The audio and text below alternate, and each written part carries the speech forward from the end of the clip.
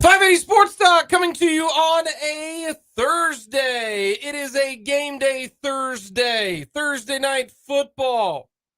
Prime time. Kirk going up against the Philadelphia Eagles. And we got a little bonus edition for our Lewis Toyota games of the week. Tonight, Topeka High, take it on Liberal.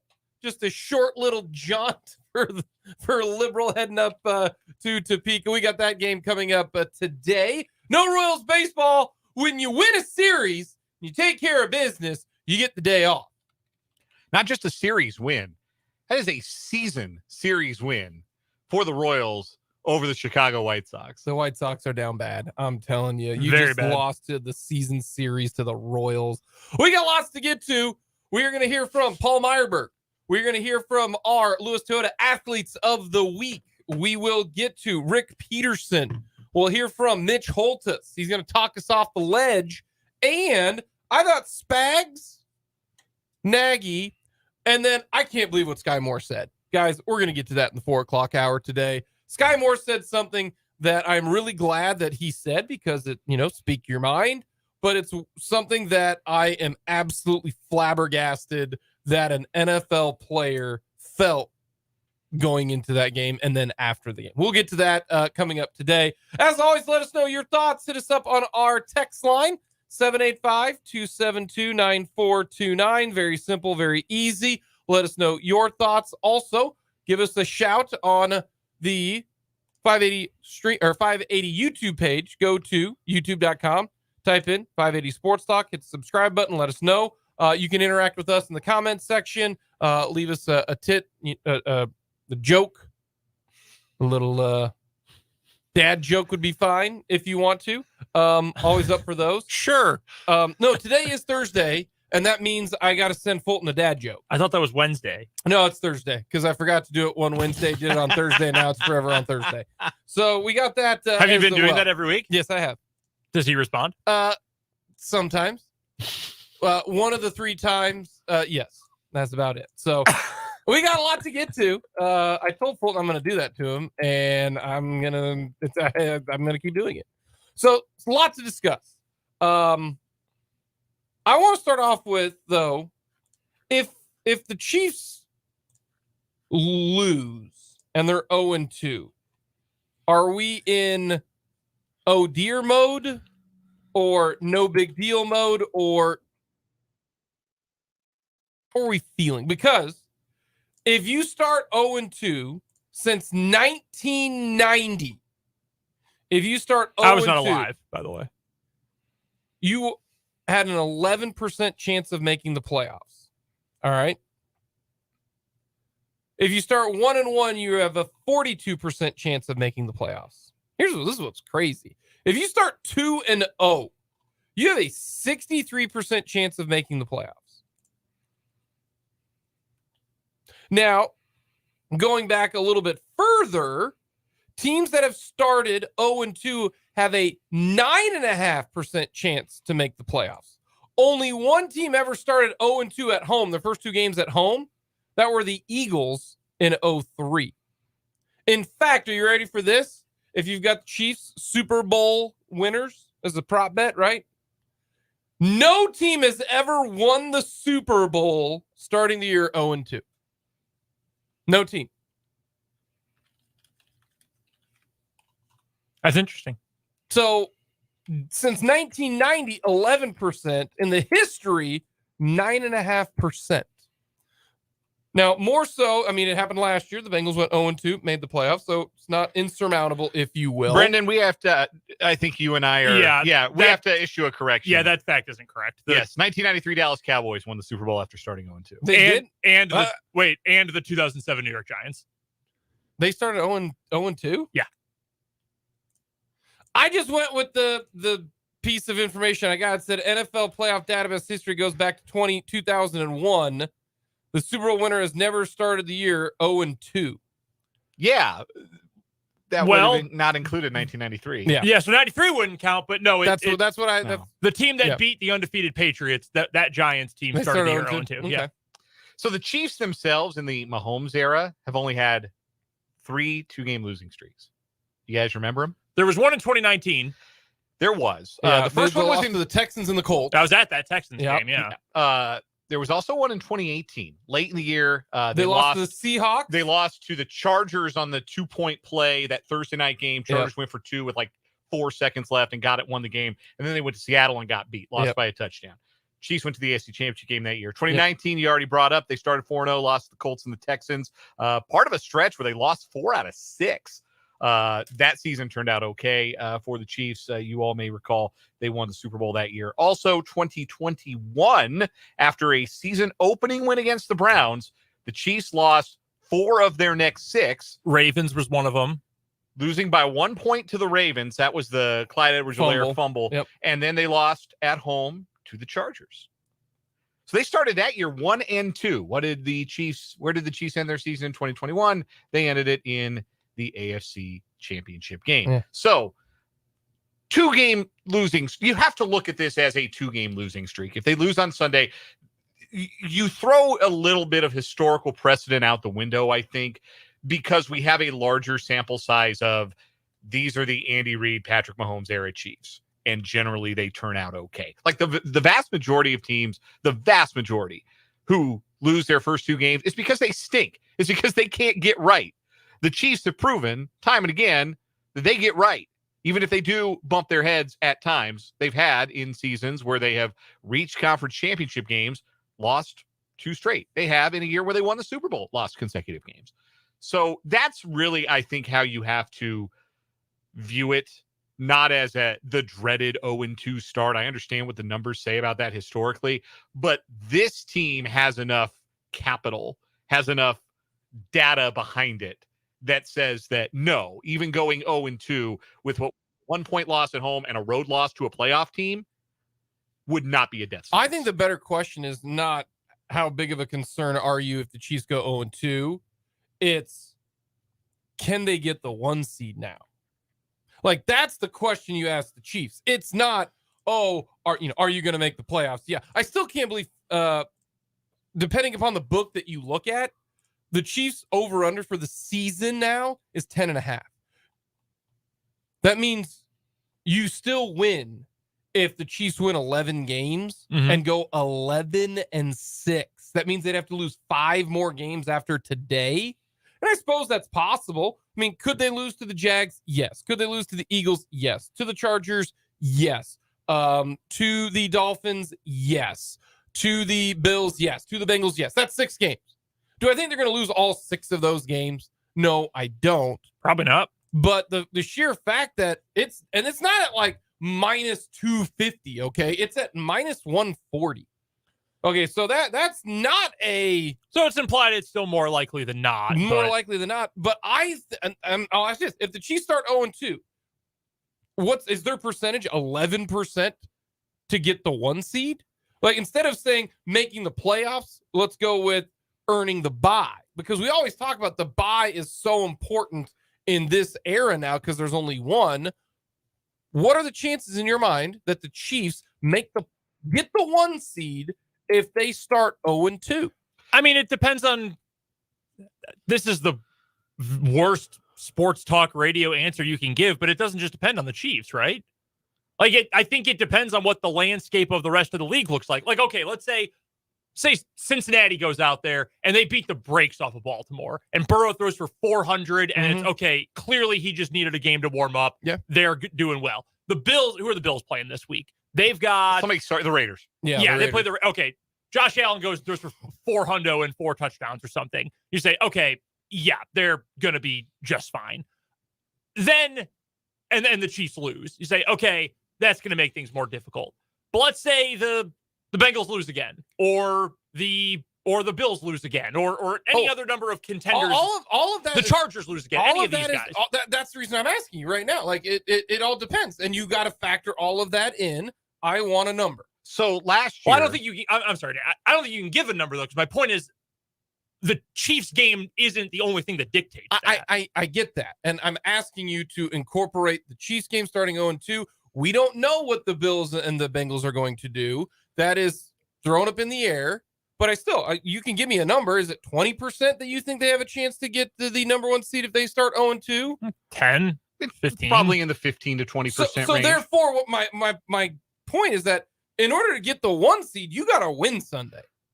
Well, I But don't know what the percentage is if they start 1-1, because that would also depend on, how the Bengals do, how do the Bills do. We're going with 0-2. I'm saying if they lose Sunday, does that It makes it harder. Of Sure. course, yeah. Well, last year, to the point of like, it's going to have to take a lot of luck. Like you said, depends. You said 10%. Last year, 14-3 got you the first round bye in both leagues, right? 14-3 was the record for the Chiefs, got them the first round bye. 14-3 was the record for the Eagles, got them the first round bye. Year before that, which was the first year of the expanded playoff field, where you have only the one bye instead of two.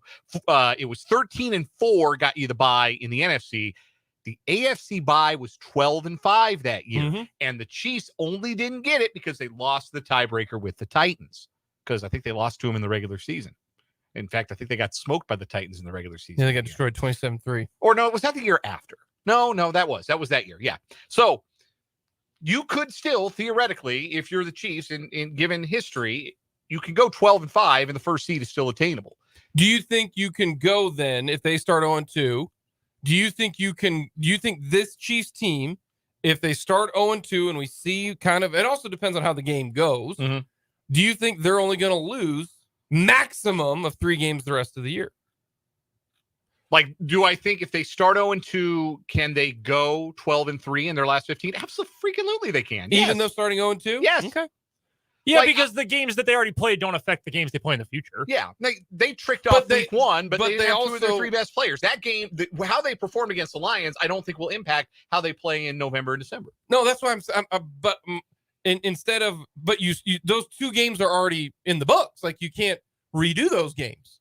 So but if the question is, can they go 12-5 even if they start 0-2? Yes, because the Lions game doesn't affect the Eagle game. Those are 2 separate events. Yeah, it's the momentum or hot hand fallacy. If the Lions game, Kadarius Toney, let's say Kadarius Toney drops more passes in 3 of the next 5 games, do you think that'll have an effect on what they'll do, like overall record wise? It's not recommended that he does drop that many passes. Yeah, but that's also not the Lions game affecting future games. That's just Kadarius Toney's actually not good. Yeah, at that so point. do you have to factor that in going in the future? What do you mean? You mean, yeah.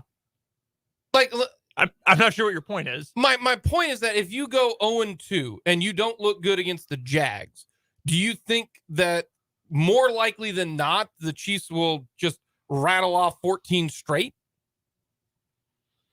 I could see them doing that because their head coach is Andy Reid and their quarterback is Patrick Mahomes.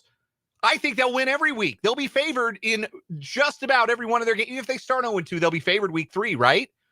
Like, and then who's to say what's going to happen to all the tough teams on their schedule down the road? At the end of the day, we have, as I was saying, a broad enough sample size with this era of Kansas City Chiefs football, with these players, with this core, but most importantly of all, with this quarterback that says they're not going to mess around and go 9-8. Like, this is not suddenly a mediocre or slightly above average football team that we're watching because they lost 1 game by 1 point without 2 of their 3 best players playing in the game. Well, and the reason I bring this up is it's not just the Lions game. Let's say that they stub their toe again and they start 0-2. Like, if they beat the Jaguars, which I think they will, and I think this is going to be a was it the late Therese Paylor used to say over my dead body type of game from Patrick Mahomes. Mm-hmm. And if you listen to this team right now, I think they're embarrassed, they're upset, and I think you're going to get a good bounce back game against this team. I think the Chiefs are going to win. In fact, I'm going to take the Chiefs to cover. A little news flash for the game tomorrow, because they normally don't do that. How many games have you said? 3 2-game losing streaks? 3, yeah. In 5 years. In 5 years. That doesn't happen. I'm gonna go with the math on this one. The other thing too that is going to play into effect here is that all right, let's say they lose. Okay, hypothetically speaking, they lose on Sunday. Why do they lose? Do they lose because they get their ass kicked, or do they lose because Jerick McKinnon, Clyde Edwards-Helaire, and Isaiah Pacheco all have fumbles inside their own 20, and Patrick Mahomes has 3 tip ball interceptions? Because if it's that, I'm going to be saying the same thing next Thursday that I'm saying now, that is such a freak incident that I'm not going to predict it's going to happen again, just like I'm not going to predict Kadarius Toney gives the ball to Brian Branch essentially for a pick six. That Kadarius Toney's targets, all told, were worth -10 expected points added in a game that the Chiefs lost by 1 point. But if they go out there and Mahomes completes 53% of his passes, 1 touchdown, 2 picks, Kelsey doesn't look like himself because his knee is still messed up. Smith and Taylor committing penalties. Chris Jones is a non-factor. The pass rush is a non-factor. The safeties are getting put in a blender. Then I would feel worse because I'm saying, okay, there's clearly something wrong, not even foundationally, but there's something that is wrong with the way this team is playing as opposed to, wow, we had freak incidences back-to-back weeks. The odds of that are pretty slim. That Brendan guy said this wasn't going to happen again, and look, it did. But it's about what's repeatable, what's not repeatable. I think if the Chiefs do lose and they start 0-2, I think just because we do have enough body of work on this Chiefs team that they're going to lose a couple more games. They are. This is the NFL. I don't think that you're going to go 14-1 over the next so-and-so games and you only end up with 2 losses all year long. I think if they do lose this game, I think the chances of a 1 seed are almost out the window. I do, because I think if you start 0-2, they're going to lose 2 more games. I will be very surprised if they don't lose 2 more games. That's why I said I think the number 1 seed in the AFC this year is going to be, to me, if you go 14-3, you've got the number 1 seed locked up. It won't even be a tiebreaker. It won't. If you go 13-4, I think now you got a chance. So can they go 2 losses the rest of the way? Because I think 13-4 will get it if you with tiebreakers, with either the Ravens or the Bengals or the Bills or the Jags or something like that. I think 13-4 will get you the 1 seed. I think 14-3. You might be able to take the day off depending upon who else is right behind you. Because if the Chiefs, let's say the Chiefs beat the Jags and the Jags have the same record or the Chiefs have a 1-game lead over the Jags going into the final week. It's a 2-game lead. It's a 2-game lead. So I do think it's important for this one here against the Jags. One, because this is a tiebreaker game. We all think that the AFC, South is cheeks. And I do too. And I think the Jags are going to cruise to that one. I do. I think the Texans stink. I think the Colts stink. I think the and Tennessee. I'm not sold on Tennessee. I think the Jags have a real good. If they win this game, I think the Jags have a real good chance of having a real impressive win total. I really do think that. For the record, you talk about going 14-1. Chiefs finished last year 13-1 if you include the playoffs. Won 13 in their last 14, including the Super Bowl. Also started 14-1 in 2020 before they backed off the starters in week 17. So again, we've got precedent with the Mahomes Reed era of them going on heaters like that. We've seen them do it. We can't assume it's out of their reach, even if they go to Jacksonville and get beat on Sunday, which I don't think they're going to. I think they're going to win. I think they're going to win. Yeah, we're talking what if here. Yeah. I think the Chiefs are better than the Jaguars. I think they're going to beat them. Also, we now know about the cap structure. The Chiefs has done something that they've never done with Chris Jones. And that is, or with Chris Jones, with anybody, and that's do void years. The Kansas City Chiefs are going to have a $1.35 million cap hit towards the cap for Chris Jones, no matter what, in 24, 25, 26, and 27. So that means $5 million of cap space were pushed on, kind of the way I'll explain it to you is kind of the Bobby Bonilla situation. Hey, we'll give you this contract. We're just going to make it out, deferral, a whole bunch. So no matter if Chris Jones is on the team or not next year, it's a 1.3 cap hit towards the cap. So they didn't want to restructure a ton. Now they did restructure Joe Thuney. I didn't know if Joe Thuney was going to be on this team after 24. Folks, he will be now.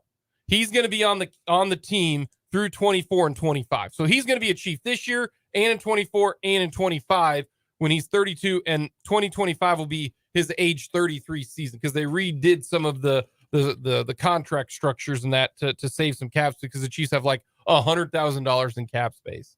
They live on the edge. By the way, The Chiefs actually have done void years before for a defensive player. Can you name who it was?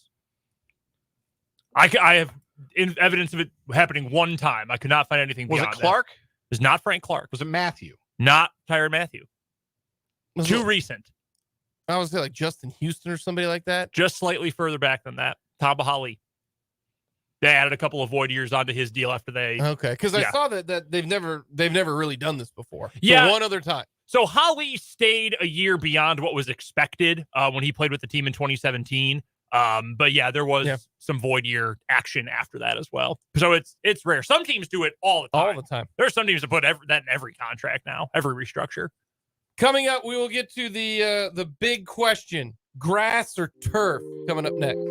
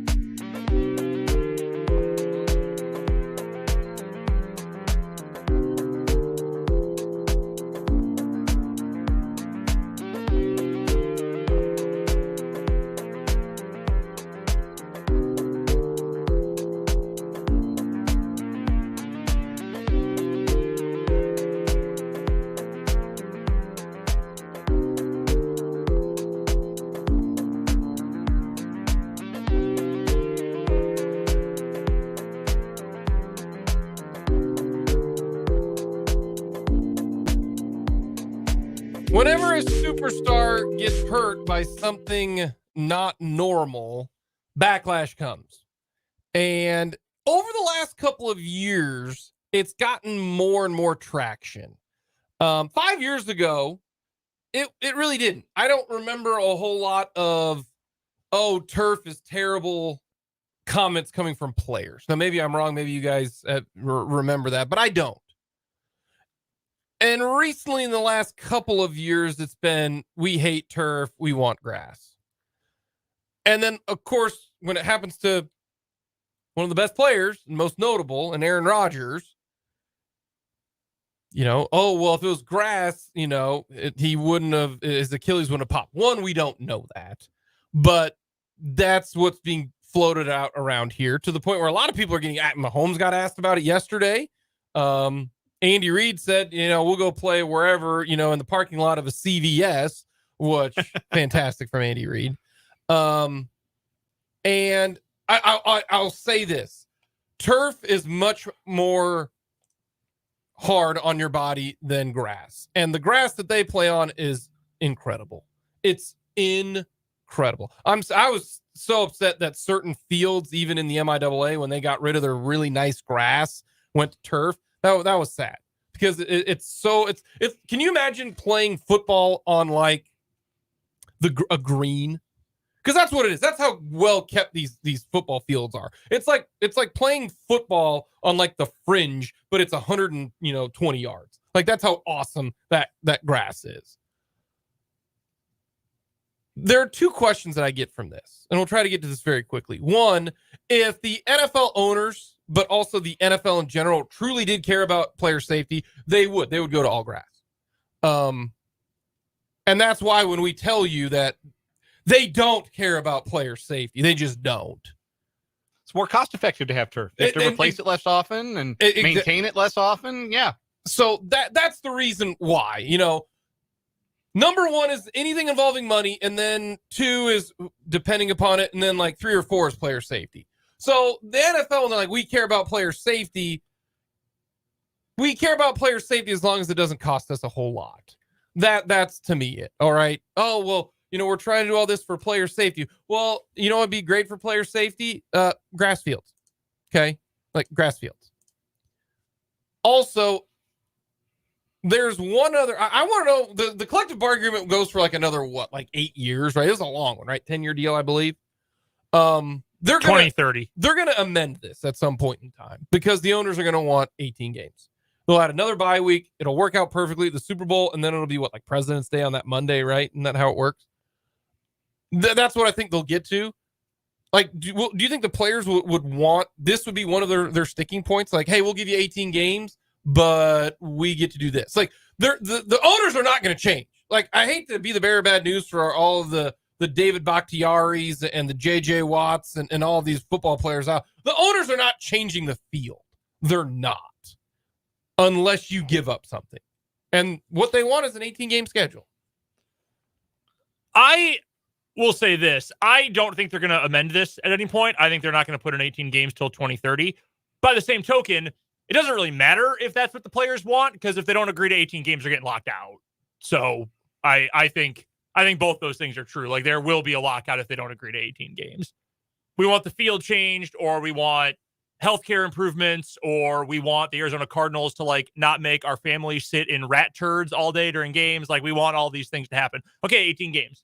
Well, we don't want that. Well, too bad. You're getting locked out. Like that is how 2030 is going to go. You're going like more big picture. But my two things are, one, the players, you can talk about it. The owners, it's collectively bargained though. They're not going to do it. And the owners are all like, we care about player safety. No, you don't. Like, you only cared about player safety when the whole concussion thing happened because you didn't want to get sued out the wazoo. Like, that's why I wish the owners would just, be plausible, but that's bad business though. Oh yeah, you can't do that because you said if Clark Hunt came out and said, I don't care if Patrick Mahomes' brain is mashed potatoes and gravy, who cares? I'm making money. They would be in big trouble. Well, that's what I said, because it involves money. That's why. It's the reason they don't, because it's going to cost. That's why they say, oh, well, we care about all these helmets and all. We do. It's just so that they don't get sued. It all goes back to money, and that's why. Well, yeah, welcome to life. The grass versus turf. It's gonna be whatever you've got right now. Like, there's no reason for Baltimore to have a turf field. None whatsoever. It's outdoors, man. You can grow grass in Baltimore. Look at that. Congressional's right down the road. Beautiful grass there. Not an issue. Great golf course, by the way. Coming up, Paul Myerberg will join us to talk all things Big 12 football.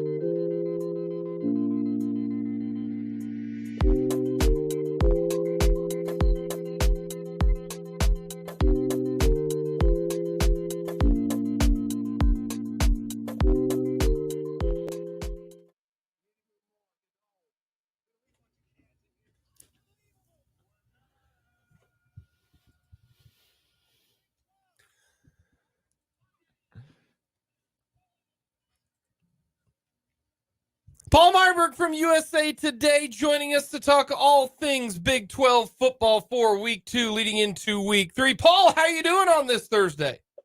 I'm doing great, guys. How are you guys doing? Doing well. KU, K-State both 2-0, and boy, it feels like both of them could have some really good years.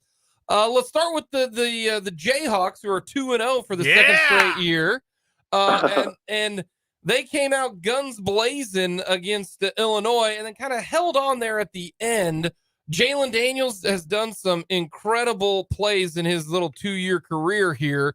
When you look at the game against Illinois, is it more about the start, jumping up big, or is it more about the hold on and don't lose it in your mind? Yeah, it's more about the start. Look, like I do want to say that there are things to clean up. That's very obvious. But I do wonder, like, if Altmaier doesn't have that broken play, 70-something yard touchdown, is the game a lot different? You know, if that drive just kind of peters out, does it turn out to be 34-23 or is it 41-10 or 41-14? So I don't really put a whole lot into the ending of it. I was obsessed with that first quarter, those two 80-plus yard drives, the way that Daniels looked, the way that they got Devin Neal involved in the game, and the way that they just kind of suffocated the team in Illinois, that for them to be successful, they have to start fast. So when you get out 14-0 on Illinois, you just put yourself in a terrific position. So I've got tremendous respect for the way Kansas played that game. You come out of it knowing that there are things to fix on the defensive side, breakdowns and so forth. But all summer long, when we spoke a number of times, I said this was the trigger game for KU. Win this game, and you're maybe a 7-win team. Maybe you make more noise than a reworked Big 12. They're 2-0 right now with a very good win, like one of the best non-conference wins for KU in a long time, am I right? So this is a major moment for the school, for the team, and obviously all systems are go. This is not a flash-in-the-pan team. This team is, again, for real, and for real, a bowl team. When you look at the KU team, do you think this offense can almost score on anybody? I wouldn't say on anybody, but I certainly would say this. You have gotten to a point, they were number 6, I believe, in yards per play last season. Right now, they're between 10 and 15. They're probably closer to 10. I look at this offense and say, of the 133 teams in the country, the list of teams that if KU played would be able to shut them down is getting smaller and smaller and smaller. Clearly, they play Georgia. KU's getting bottled up. They're scoring 7 points, but everyone's scoring 7 points on Georgia. When you score this, when you score this many points and have this many extended drives against Illinois and put up 550 yards of offense, it says to me that the number of teams that can stop you is maybe on one hand, at most on 2 hands. So unbelievable, guys. Unbelievable. And as I was watching that game on Friday night, I kept thinking to myself, this is not the same program, not just the same team. Like, obviously the team is better, but this is such a different program in 24, whatever the number of months is since Leipold got there. Just an incredible evolution from not being able to walk and chew gum at the same time to basically playing an Illinois team that's on the come, that reached a bowl game last year, competed for the Big Ten West, putting them at arm's reach, and just keeping them away like a big brother. So it's an incredible win, and I think says a lot about the direction of things and obviously where things stand as of today. Real quick, Paul, because KU plays Nevada coming up on Saturday night.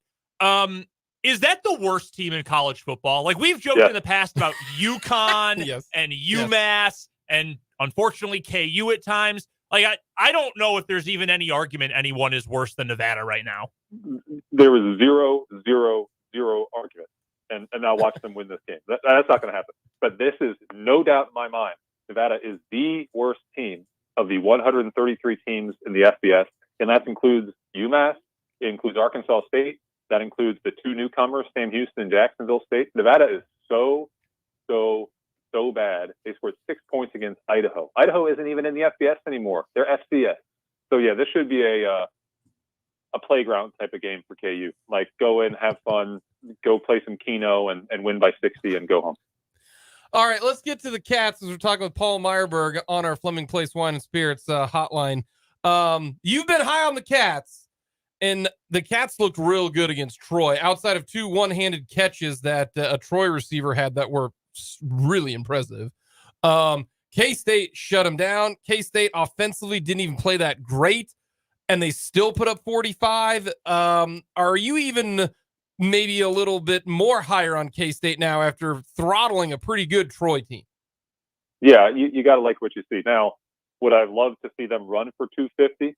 instead of passing for 250 and average 7 yards a carry instead of 4 yards a carry? Yeah, of course. So you can nitpick over a couple things, but guys, like you get it. Troy is not your normal Sun Belt team, and this is not your normal Sun Belt anymore. It's not 2005 anymore. Troy's a very good team. They're a borderline top 35 to top 45 team in the country.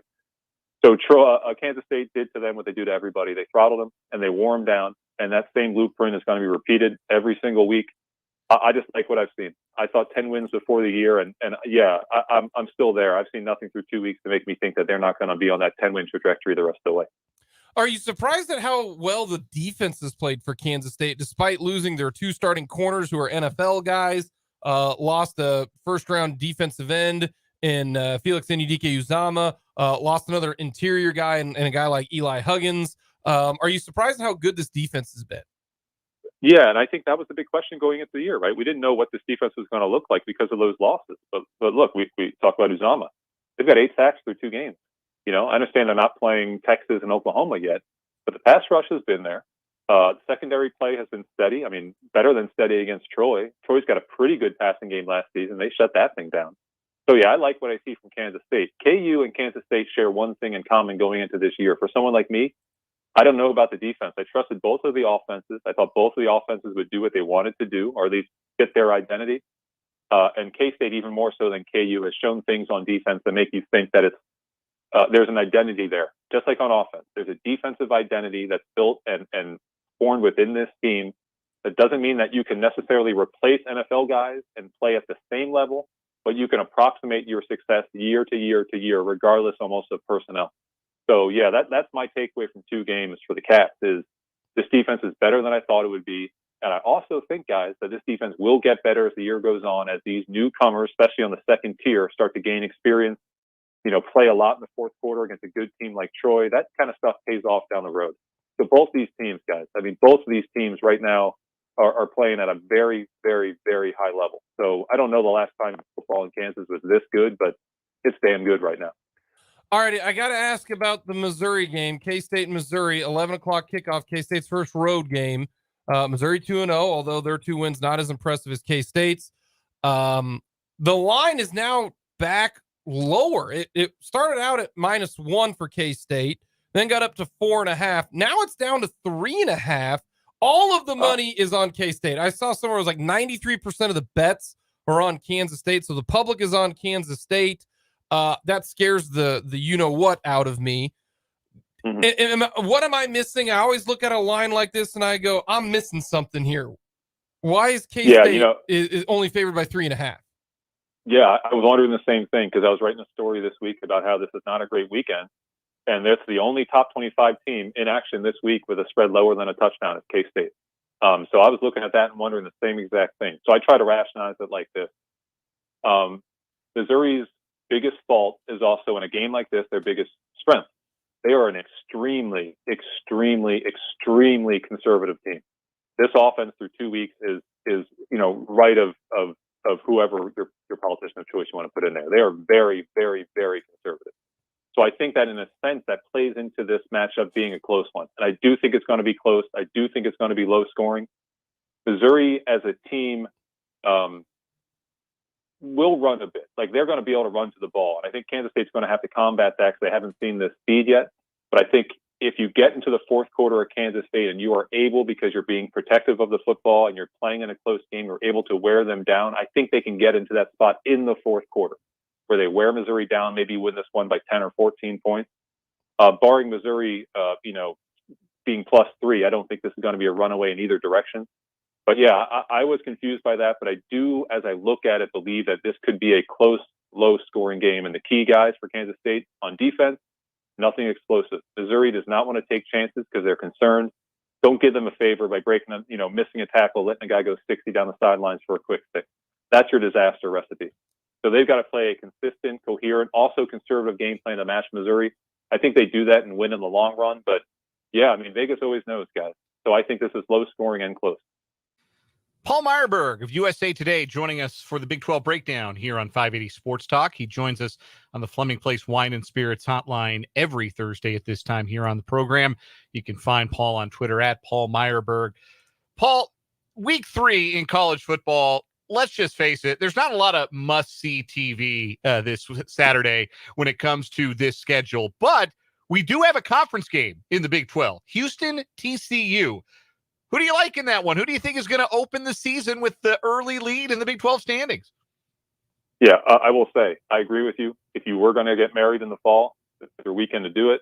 God bless you and congrats if you decided to do that. I think TCU was looking at this game as like, man, we've been hearing about how bad we are for 3 weeks or 2 weeks since we played Colorado. We need to show people that we're the defending national runner-up. Houston went down 28-0 at Rice. You guys probably noticed that. They came back 28-28, lost in double OT. Houston is unpredictable. It all stems from their coach, who's an unpredictable dude. Yes, Houston could make this into a shootout, and it could be 60-53, no doubt about it. But TCU is a better team. They're a better coach team. I think they get back on track and get a pretty, I wouldn't call this a great win. It's a necessary win. It's a solid win. So I think TCU does win this one. And like you said, otherwise, you take out K-State, you take out TCU, maybe BYU. It's not a great slate for the Big 12. Yeah, just looking at it, there are 4 games where it feels like there's even a chance that the Big 12 team is going to be in a fight. Certainly, LIU is not going to play Baylor all that tough. I don't have high hopes for Tarleton State against especially an 0-2 and ticked off Texas Tech team. But there are 4 games that stand out. We've already talked about K-State and Mizzou, but Iowa State's at Ohio, BYU is at Arkansas, and West Virginia is at home against Pitt for the backyard brawl. What is the Big 12 record in those 3 games? I think it's 1-2 here. I do think Iowa State beats Ohio. Iowa State, like, we had a lot of questions about them. I certainly did in August. I did not know what kind of team was going to show up. I still think this is probably a 4 or 5 win team, but it's not going to be a bottom of the barrel Big 12 team. I thought they outplayed Iowa on Saturday. Typically, the team that outplays the other loses that game. So that's just the way things are. So I like Iowa State to beat Ohio. But look, Pitt at West Virginia, talk about a ticked-off team. It got pushed around by Cincinnati. And I know Pat Narduzzi's probably doing 22-hour days this week. So I know Pitt's going to come out fired for a rivalry game. BYU at Arkansas, 2 similar teams, scuffling on offense. They want to be big. They want to win up front. Arkansas is just bigger, faster, stronger, more explosiveness to a degree at the skill position. So I think both those Big 12 teams are losses. But Iowa State, if they're going to get to 5 wins or try to get to 6, obviously this is must win. So I think they bounce back, and no one's going to be watching except for the parents of these players. But I think they win this game by 2 scores maybe. A couple other teams I want to ask you about real quick here, Paul. First is Texas Tech. Let's double back to them. They are 0-2. They lost the opener at Wyoming. They blew a 9-point lead at home, lost to Oregon. Game was closer than the final score indicated. Oregon got that defensive touchdown with 5 seconds to go that was significant to some, shall we say. They'll rebound against Tarleton, no doubt about that. But is this a Texas Tech team for whom we have to adjust our expectations downward a bit, or are they just getting smacked with regression in those 1-score games that they were really fortunate in last year? Yeah, that's a great question, and I think it's the latter. And we're going to find out not really soon, but in mid-October when they host the Cat. They're obviously a better than 0-2 team. I think if they play Wyoming again and there's no weather delay, they win that game. I thought they played very well at times against Oregon, but there is stuff that they need to button up. And I look at them as a team, and certainly as a coaching staff. I don't think their confidence has been impacted. Like you said, I just think they're angry. So they got a stretch of games here where they could go 4-0 easy. Charlotte, West Virginia, Houston, Baylor before playing K-State on October 14th. I think they'll be 4-2 at that point and kind of back on track. I think in the long run, though, guys, a lot of people this offseason spoke about Tech as a possible top 25 team. The equation has changed on that. I don't think this is going to be more than an 8-4, 7-5 team just by nature of the 0-2 start. That changes things. But in the big picture, I do think they bounce back, get things back in the directions they thought they'd be in the preseason, and they still have a fine season. But look, like, it goes to show, like relief pitchers, year to year, you cannot predict how you do in close games. That is just unpredictable, and this year so far, it's been their downfall. The other team, of course, is Texas, who has the biggest win for any Big 12 team so far. They go to Tuscaloosa, and I thought they looked like the better team than Alabama in that game. That didn't feel like an accident. That didn't feel like an upset. That felt like the better team won that game in Tuscaloosa. Given that, is it 12-0 or bust for Texas, or are we still pumping the brakes and needing to see it happen in the games where Texas is kind of historically given away in league play? Yeah, that's where I would fall on it. on one half of it, you go into Tuscaloosa, and yeah, I agree with you 100%. Better team, the more talented team, the better coach team, the better schematic team, obviously the better quarterback, the better team, period. They did not luck into that. They didn't trip into it. They outplayed Alabama at home. No one's done that in a really long time in non-conference play. So an outstanding win. You would think that they'd go 12-0, but yeah, I'm with you. I do think that old habits die hard. Clearly they have evolved and they've changed and they've improved. But look, like, until they can go out and not trip up against Kansas State, not lose to Kansas, not lose at TCU, you're going to expect them to kind of have a little bit of a return to the norm. So I do think this is probably still an 11-1 team, maybe even a 10-2 team. But look, they've given themselves the room for error. If they're 11-1 and they win the Big 12, winning at Alabama makes you, at worst, the number 4 seed, obviously, in the final poll. You might even have a chance to be number 1 based off what happens in the SEC. So it's a seismic win. We all know it. Better late than never. I'm sure the Big 12 office is just overjoyed. Thank you for this late, belated Christmas present. But Texas is back. You can say that because if you win in Alabama, you are back by definition. K-State obviously been very, very good. Texas, very, very good. The last team that I think has a chance at making the Big 12 title game, Oklahoma. How do you evaluate Oklahoma after 2 games? Yeah, I thought the SMU game was sloppy. I don't think it was their best performance. I do think that Gabriel is still playing well, and I think that to me is the most positive sign. Clearly, this defense has taken a big step forward. I know they played Ark State and the Mustangs, but to give up 11 points in 2 games indicates progress. I think the best thing that OU has going for them right now is that they're pretty good right now. I was really impressed from the opener, a little bit dialed back after SMU. But they got 3 games coming up before Texas that are like basically warm-up games, with all due respect to their opponents. Tulsa's a warm-up game. I think Cincinnati's a warm-up game. I think Iowa State's a warm-up game. And then Texas is the be-all, end-all. So, yeah, I think they've got a chance to do it, to definitely get to 10-2, 7-2 in the league and make some noise. Not a playoff team, but I think for OU, they're happy at this point, or at least satisfied. If this team gets into the top 15, is on the verge, or even gets into, obviously, a New Year's Six bowl, that gives you the progress and the motivation and the momentum you need going into next season. So it's all about this year, of course, but also building off last year and making sure that you take the necessary steps before you get into a really tough environment in 2024. So I like the team, like a lot of people, and I'm sure you guys as well. I just want to see more. I want to see more of it and more often. Paul, as always, we appreciate the time, my friend. Have yourself a great rest of the week. Thank you, guys. Talk next week. Paul Myerberg, USA Today, on the Fleming Place Wine and Spirits hotline. Coming up, we got lots more, including some interesting things from Sky Moore.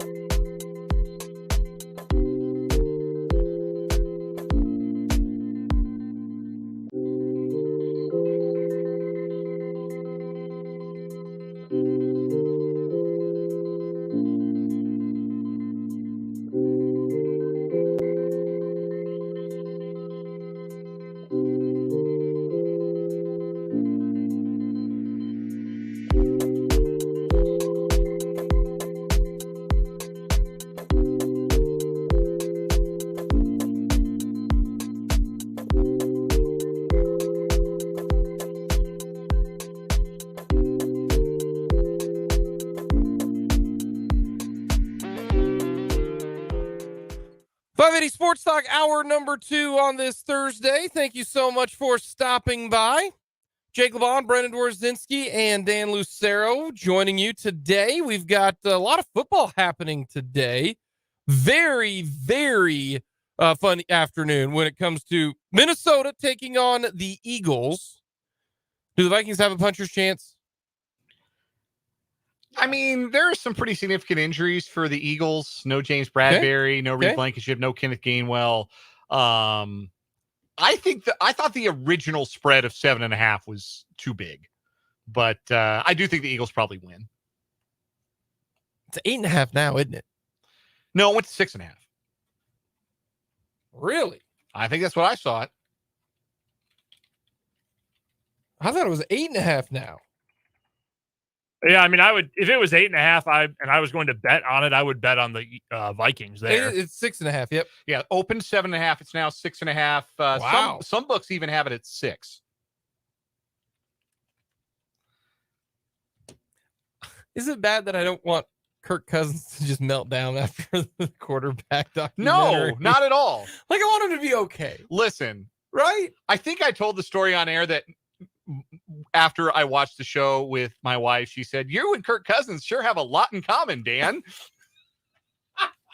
You both shop at Kohl's. You both like going to Barnes and Noble. You both break out into songs sporadically. You both save everything. I'm like, yeah, I can't argue with any of those things. Those are all true things about me, and apparently all true things about QB1 for the Vikings. So, yes, I am more sympathetic towards him. Brendan, because he is too much of a die-in-the-wool Packer fan, does not feel the same about us. Look, I mean, I totally get that. I have said many, many times, Kirk Cousins is a good quarterback. Yeah. You cannot win in the NFL with a good quarterback. Like, win meaningful. You used to be able to. Used to be able to, sure. Hey, I tell me, who's the better quarterback, Kirk Cousins or Alex Smith? Because they have kind of the same amount of playoff wins, playoff disappointments. If you were making me take one of those two, I would probably say Smith because of a little bit more mobility. I can do more with that.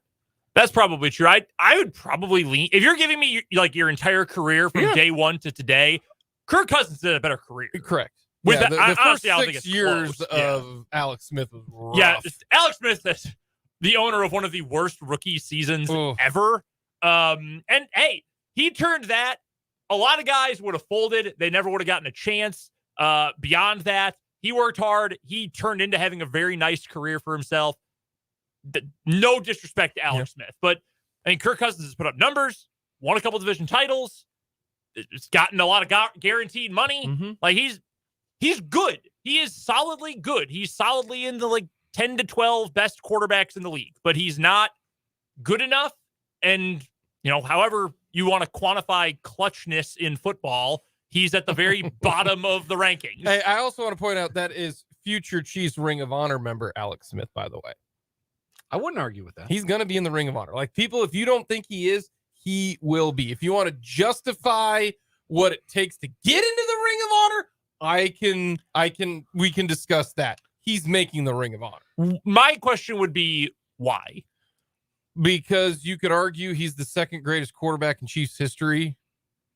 No, you couldn't. Well, third after Patrick Mahomes, like up until Alex Smith. Okay, he's gonna make it in there. Here's the thing, though. I'm not listening to that argument from a fan base that still is like, "Oh, we had to sit through Brody Croyle." Like, oh wow, okay, you had a bunch of freshman C team quarterbacks for 40 years. That doesn't mean Alex Smith is great. It's the same thing as is Trent Green in the Ring of Honor? I think he is. Maybe. I know we can find this. Because I think you'd put Trent Green in before you put Alex Smith in, wouldn't you? But part of me says Alex Smith also gets a bump on it because he mentored Patrick Mahomes. I'm a small Hall of Fame, but big Ring of Honor guy. I say give as many good players their flowers as you can. Or players who had great years. So you reverse it then. Big Hall of Fame? Small Hall of Fame. Like when you're talking about the Pro Football Hall of Fame, you're talking about pro. Okay. Yeah. I thought you were talking about, because there's a Chiefs Hall of Fame and a Chiefs Ring of Honor. Okay. Well, I think Hall of Fames in general, team Hall of Fames are a little different. I'm a little more lenient on those. But Ring of Honor, put as many guys up there as you want. Put Dexter McCluster in the Ring of Honor if you want. See, I am Celebrate no, Dexter no. McCluster. See, I actually have the reverse I'm viewpoint. with you. The Put Ring of Honor Anthony needs to be Thomas up there special. just for that one time that he tweeted "seen a deer" in all caps. I would put more players in my team Hall of Fame than in my Ring of Correct. Honor. I'm with you on that. So, yeah. yeah, like Alex Smith, Team Hall of Fame, sure. Give him one of those big, like a big panel on the wall, sure. But like he was never even the best player on any Chiefs team he was on. I guess it depends on how you value, because like I guess in this case, like the Ring of Honor is sort of like a retired number. Like, so it depends. Like you should have a higher standard, I think, for like the Royals. Their standard for retired number is higher than their standard for Hall of Fame. Yes. Like you put Ned Yost in the Hall of Fame, you're not retiring his number. Do the Chiefs have a Ring of Honor? Yes, it's all around their stadium. their But they also do have some retired numbers. They've actually got a pretty decent amount of retired numbers. 4, 5, 6, 7, 8, 9. Yeah, they've got 10 retired numbers. Yeah. A couple of them are players who died young. Joe Delaney. Yep. Who's the other one? Oh my gosh. Derek Thomas. No. Well, yes, he died young too. But Well, Delaney's isn't officially retired. They just haven't given it out. since. is Stone Johnson. Stone Johnson, Yeah, Stone yeah. Johnson. Yeah, he was. I think he was killed as a result of an injury in a preseason game, so they retired his number. So yeah, like Mackley Hill, who the rookie award is Rookie named for, Hill? he died tragically just 2 years into his career. So I think he'll get on it. I mean, if they're putting guys who I'm like, I don't really know if he, yeah, deserves because to they've be in there. retired so many numbers. Like I understand that, like if you're thinking about the names on the literal ring around Arrowhead, like, but there is a difference. Like the Broncos have a Ring of Honor at whatever they're calling Mile High Stadium this week, and they also then have their retired numbers 7, 18, and 44. I think Who's 44? Floyd Little. That was way back in the day. Yeah. Way back in the day. Who's 18? Frank Trafuca originally, then some other guy. But we do have our Lewis Toyota Games of the Week. Tonight, Liberal taking on Topeka High. That'll be coming up tonight, 6:30 pregame coverage, 7 o'clock with the kickoff. And then tomorrow at Lester Wetter Field, Shawnee Heights taking on the Seaman Vikings. When was the last time they played? It been a while? No, they played last year? They played last year. Yeah, they renewed the rivalry last year when Seaman joined the UK scene. Okay, Yes, it hadn't been since 2017. Okay, good. Good game last year. Low scoring game. Shawnee Heights won 14-7. That'll be coming up tomorrow. That should be a good one. Very should be a excited good for that one. The coordinators and Sky Moore spoke to the media today, and I want to get Sky Moore. This is the first thing that he said. Very first thing that he said. Someone asked him kind of what happened to the wide receivers in game one, and this is what Sky Moore had to say. I feel like it was just a lack of focus in our room, and I feel like doing the little things consistently every day is gonna like keep your focus throughout the week, throughout the day, and I feel like we were lacking in that area. All right. How you show up week one, lack of focus. How is that even a thing? First of all, how is that a thing in the NFL? The NFL stands for not for long. I hate to break it, Sky Moore here, but if Sky Moore doesn't play well this year or next year, boy might be out of the league. How do you not have focus week number one? Like if you're talking about a game on Sunday, turn around, focus the game on Thursday, or, you just beat a team and now you've got, the Cardinals coming up. Like I can get that, right? Like last year, the Chiefs 2-0, go to Indianapolis. I had a few dollars on that game and they just absolutely laid an egg. I mean, big, giant, like emu egg type of deal. I get that. How do you not focus for game one? How is that even possible? As a guy who is now a starter and you get a chance to showcase it. And number two, this is your livelihood. If you don't do well, you are not in the league for long, man. I get you're a second round pick and you got a longer leash, but yeah, we just didn't focus that night. How is that even a thing? Just like you talked about last year with the Colts, teams trick games off all the time. But like week one, how are you not locked in week one? I get any other week, like any other time, I can almost give you the benefit of the doubt. It is week one. the first time that you get to go out there, prime time, ready to go, and yeah, we weren't focused. Counterpoint for me would be winning's easy. In the league for 1 year, we won it all. I played well in the Super Bowl. Yeah, It's fine. We're good. We're fine. I can't fathom that. That to me, that is not a ringing endorsement for one Sky Moore. You have to be locked in for 18 times a year. Maybe it's just a work. Maybe it's just a job to him. Job that he might not be doing if he doesn't do much better.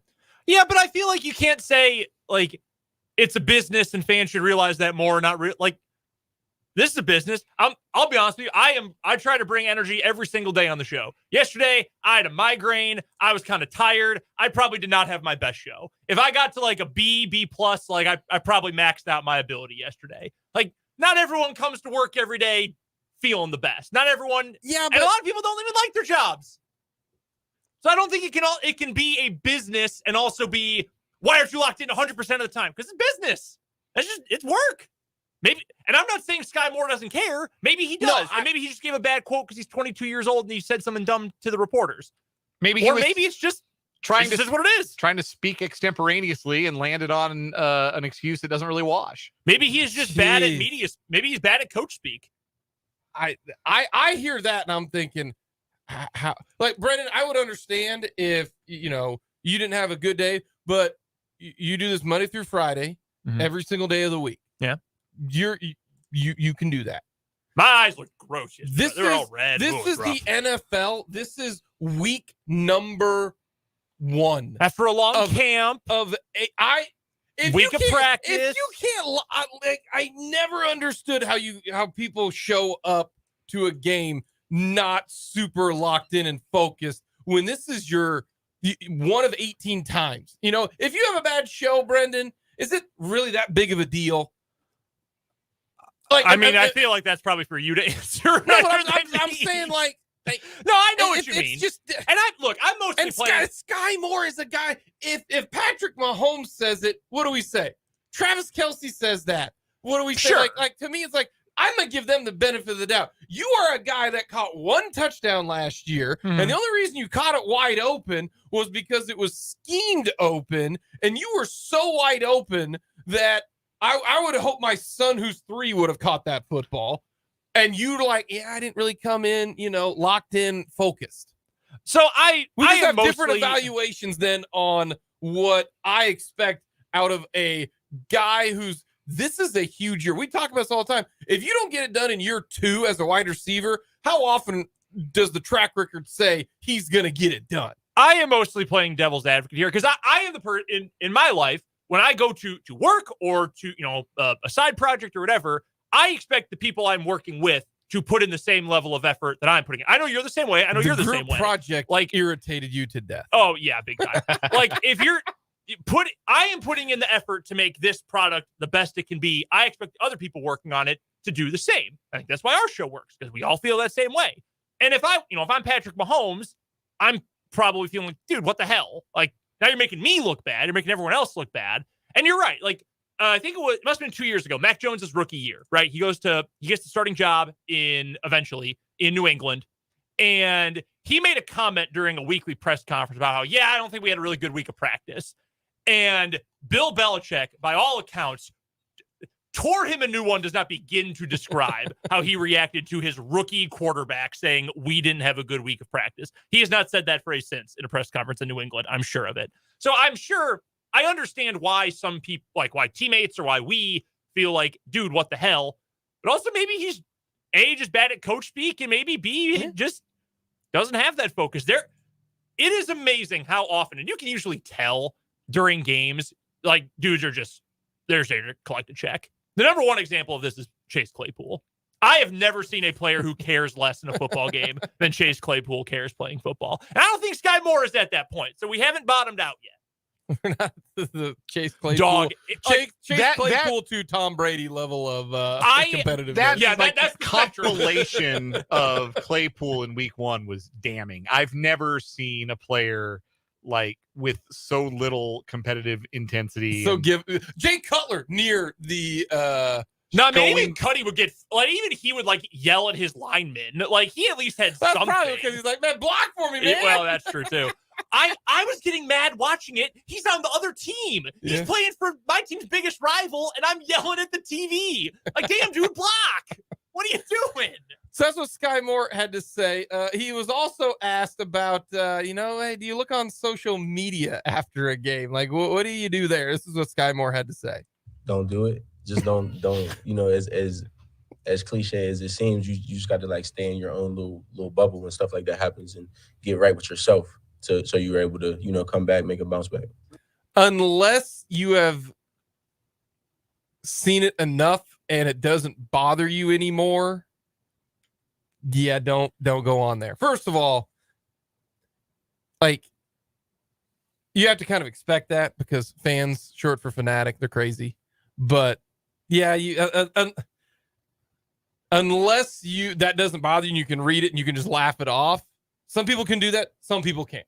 There are some people who are people pleasers. And if one person is upset at them, it crushes them. Like, it just destroys them.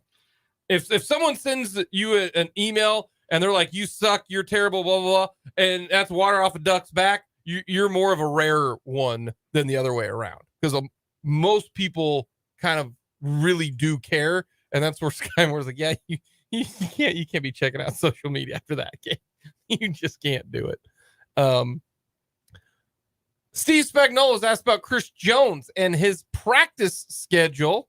And honestly, guys, I'm feeling a little bit more upbeat about Chris Jones and what's going to happen for the practices coming up this week. Yeah, good. Yeah, Chris wanted to, like, everybody got a lot of energy, right? He's well rested. He wanted to go every play yesterday, but we had to kind of tone it down on him. But he looked good. What are your plans for him on Sunday? Well, we'll get through today and tomorrow and see where he is. I'll be curious to talk with him and see how he feels, condition. That's the biggest thing, right? Is the condition. The one thing we don't want to do, or we want to protect against as best as we can, is to not put him in a situation where we get him hurt. We certainly don't want that. And we all know, look, he hasn't had a lot of work up till this point. We'll get him as much as we can and then try to be smart on game day. What's a reasonable snap count for a situation? I don't want to put a number on it. I really don't. I had 1 year I was in, I forget where I was. We had a linebacker that didn't play very much. It was like, we're going to keep you at 25, 30, played 60 plays.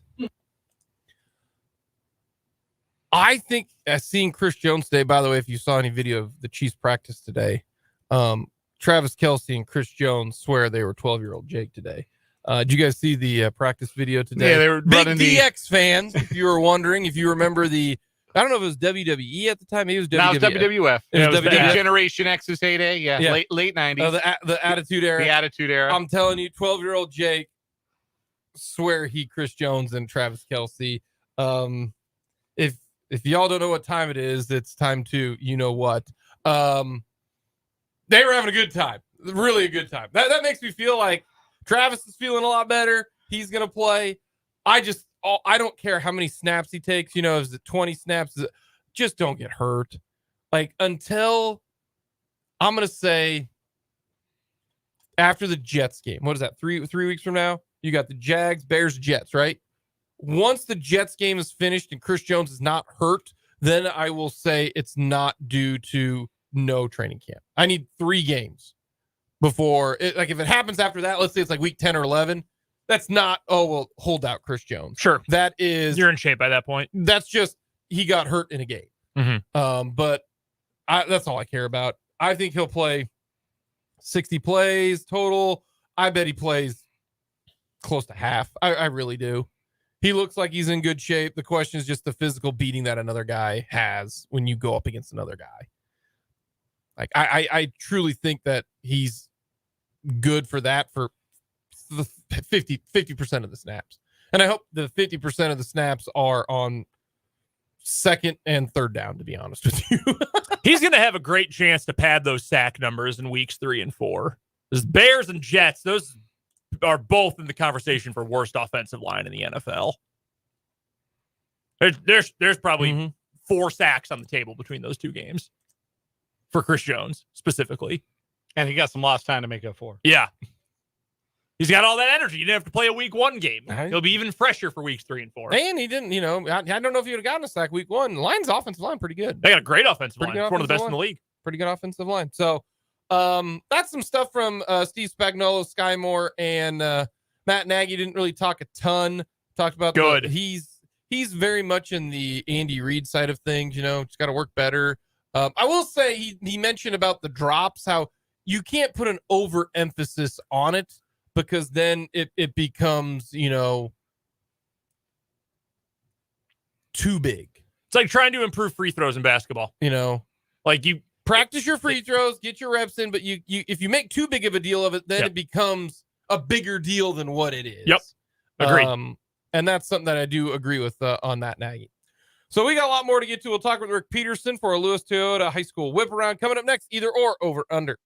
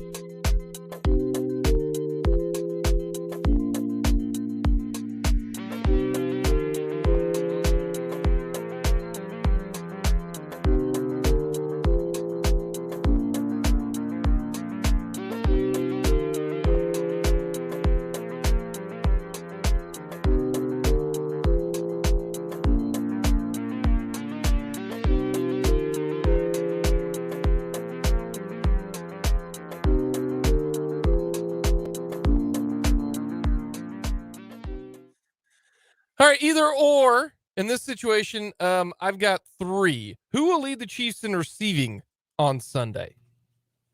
Kadarius Toney, Sky Moore, MVS, or other? I'm going to go with Kadarius Toney for the reason we discussed yesterday. The Chiefs love to help out and feed the guy who just made a big mistake.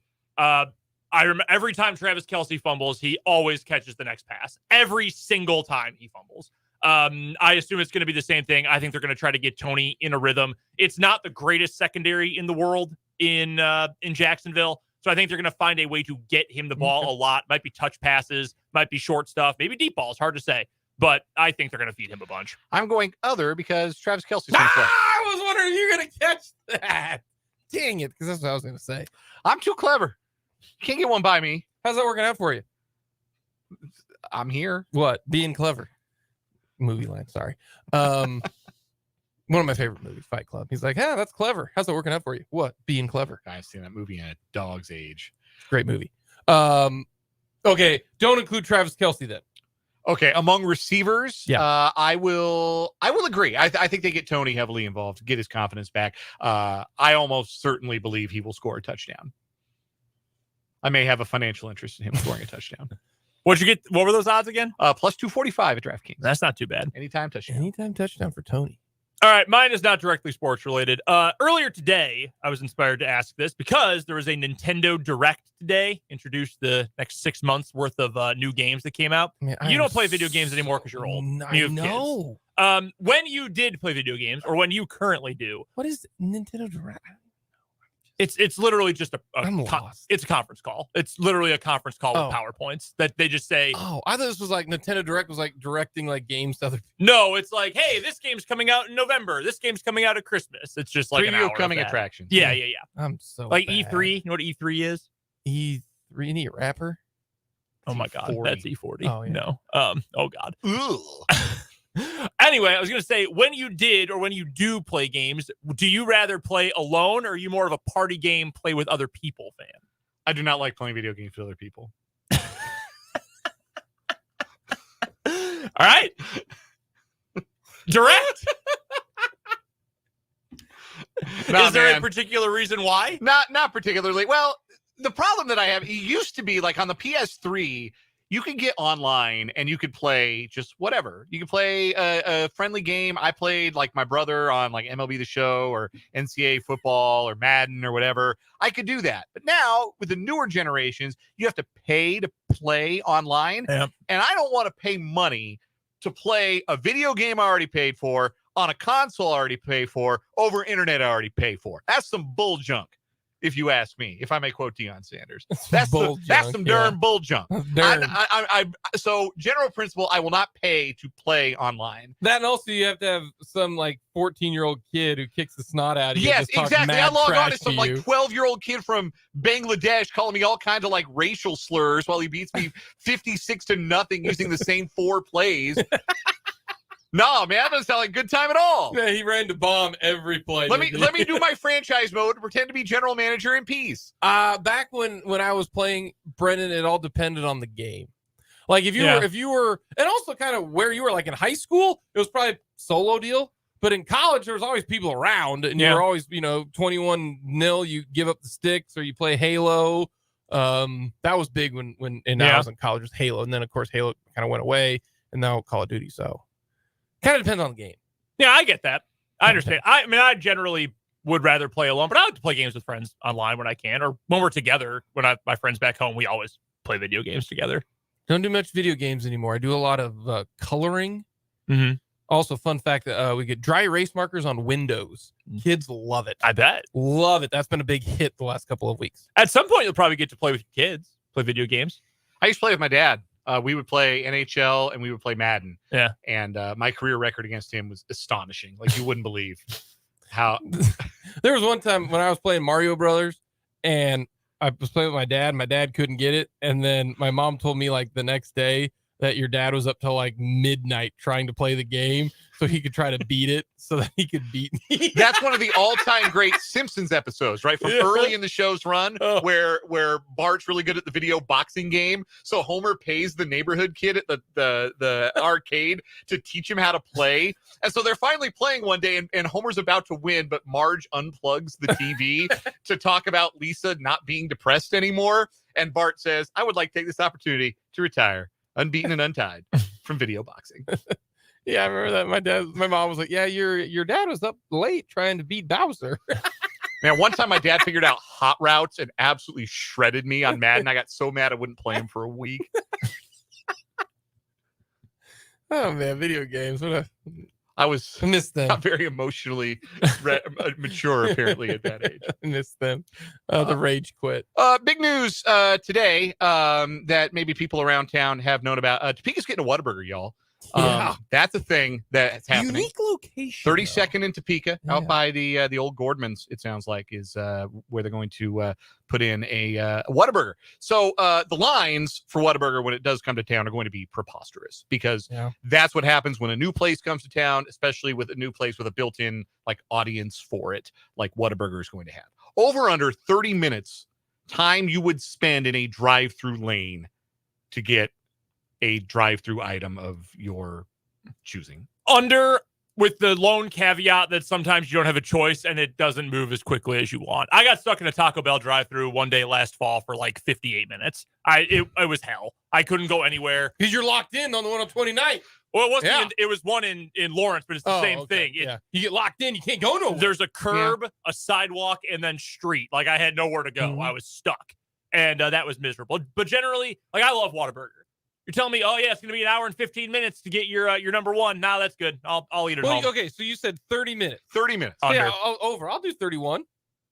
Under. I'm not. Yeah, I'll wait. If you tell me, hey Jake, you can get because what I'll do in that situation is I'll get 2 meals and then I'll eat one of those like the next day. I get like their chicken fingers and then just pop them in the air fryer. Boom, I got 2 meals. Clayton in the YouTube comments makes a good point. I'll put down some Whataburger, he says, but it's fast food. It's not worth waiting more than 10 minutes for. No, I agree. There's too much good stuff out there. I think that's a good point. Counterpoint. Sometimes there is something out there that you really You want. want Like a 3-piece chicken from Popeyes. When Popeyes rolled out the sandwich, right? And it was the biggest deal. And then Topeka didn't get it for like 3 months. And I think I called every day corporate to complain.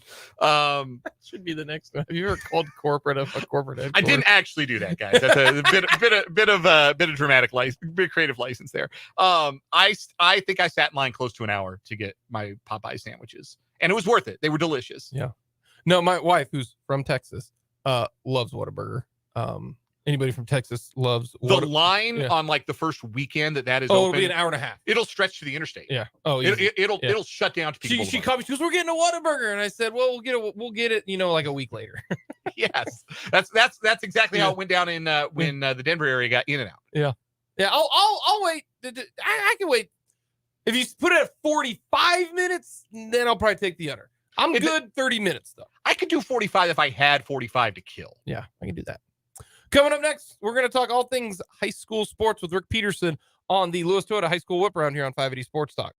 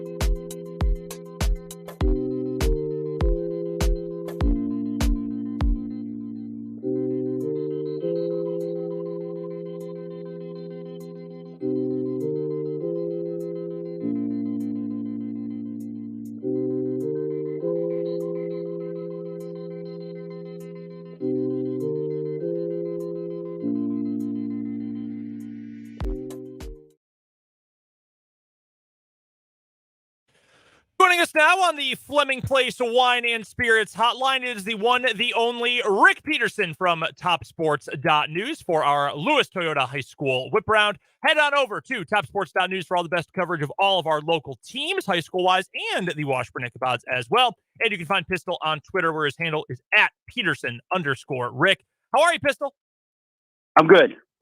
Let's go back to week 2 of the high school football season. I asked you last week after week 1. I'll ask you today as well. What was the top performance for you from any team in week 2? Well, the team-wise, it'd have to be Hayden.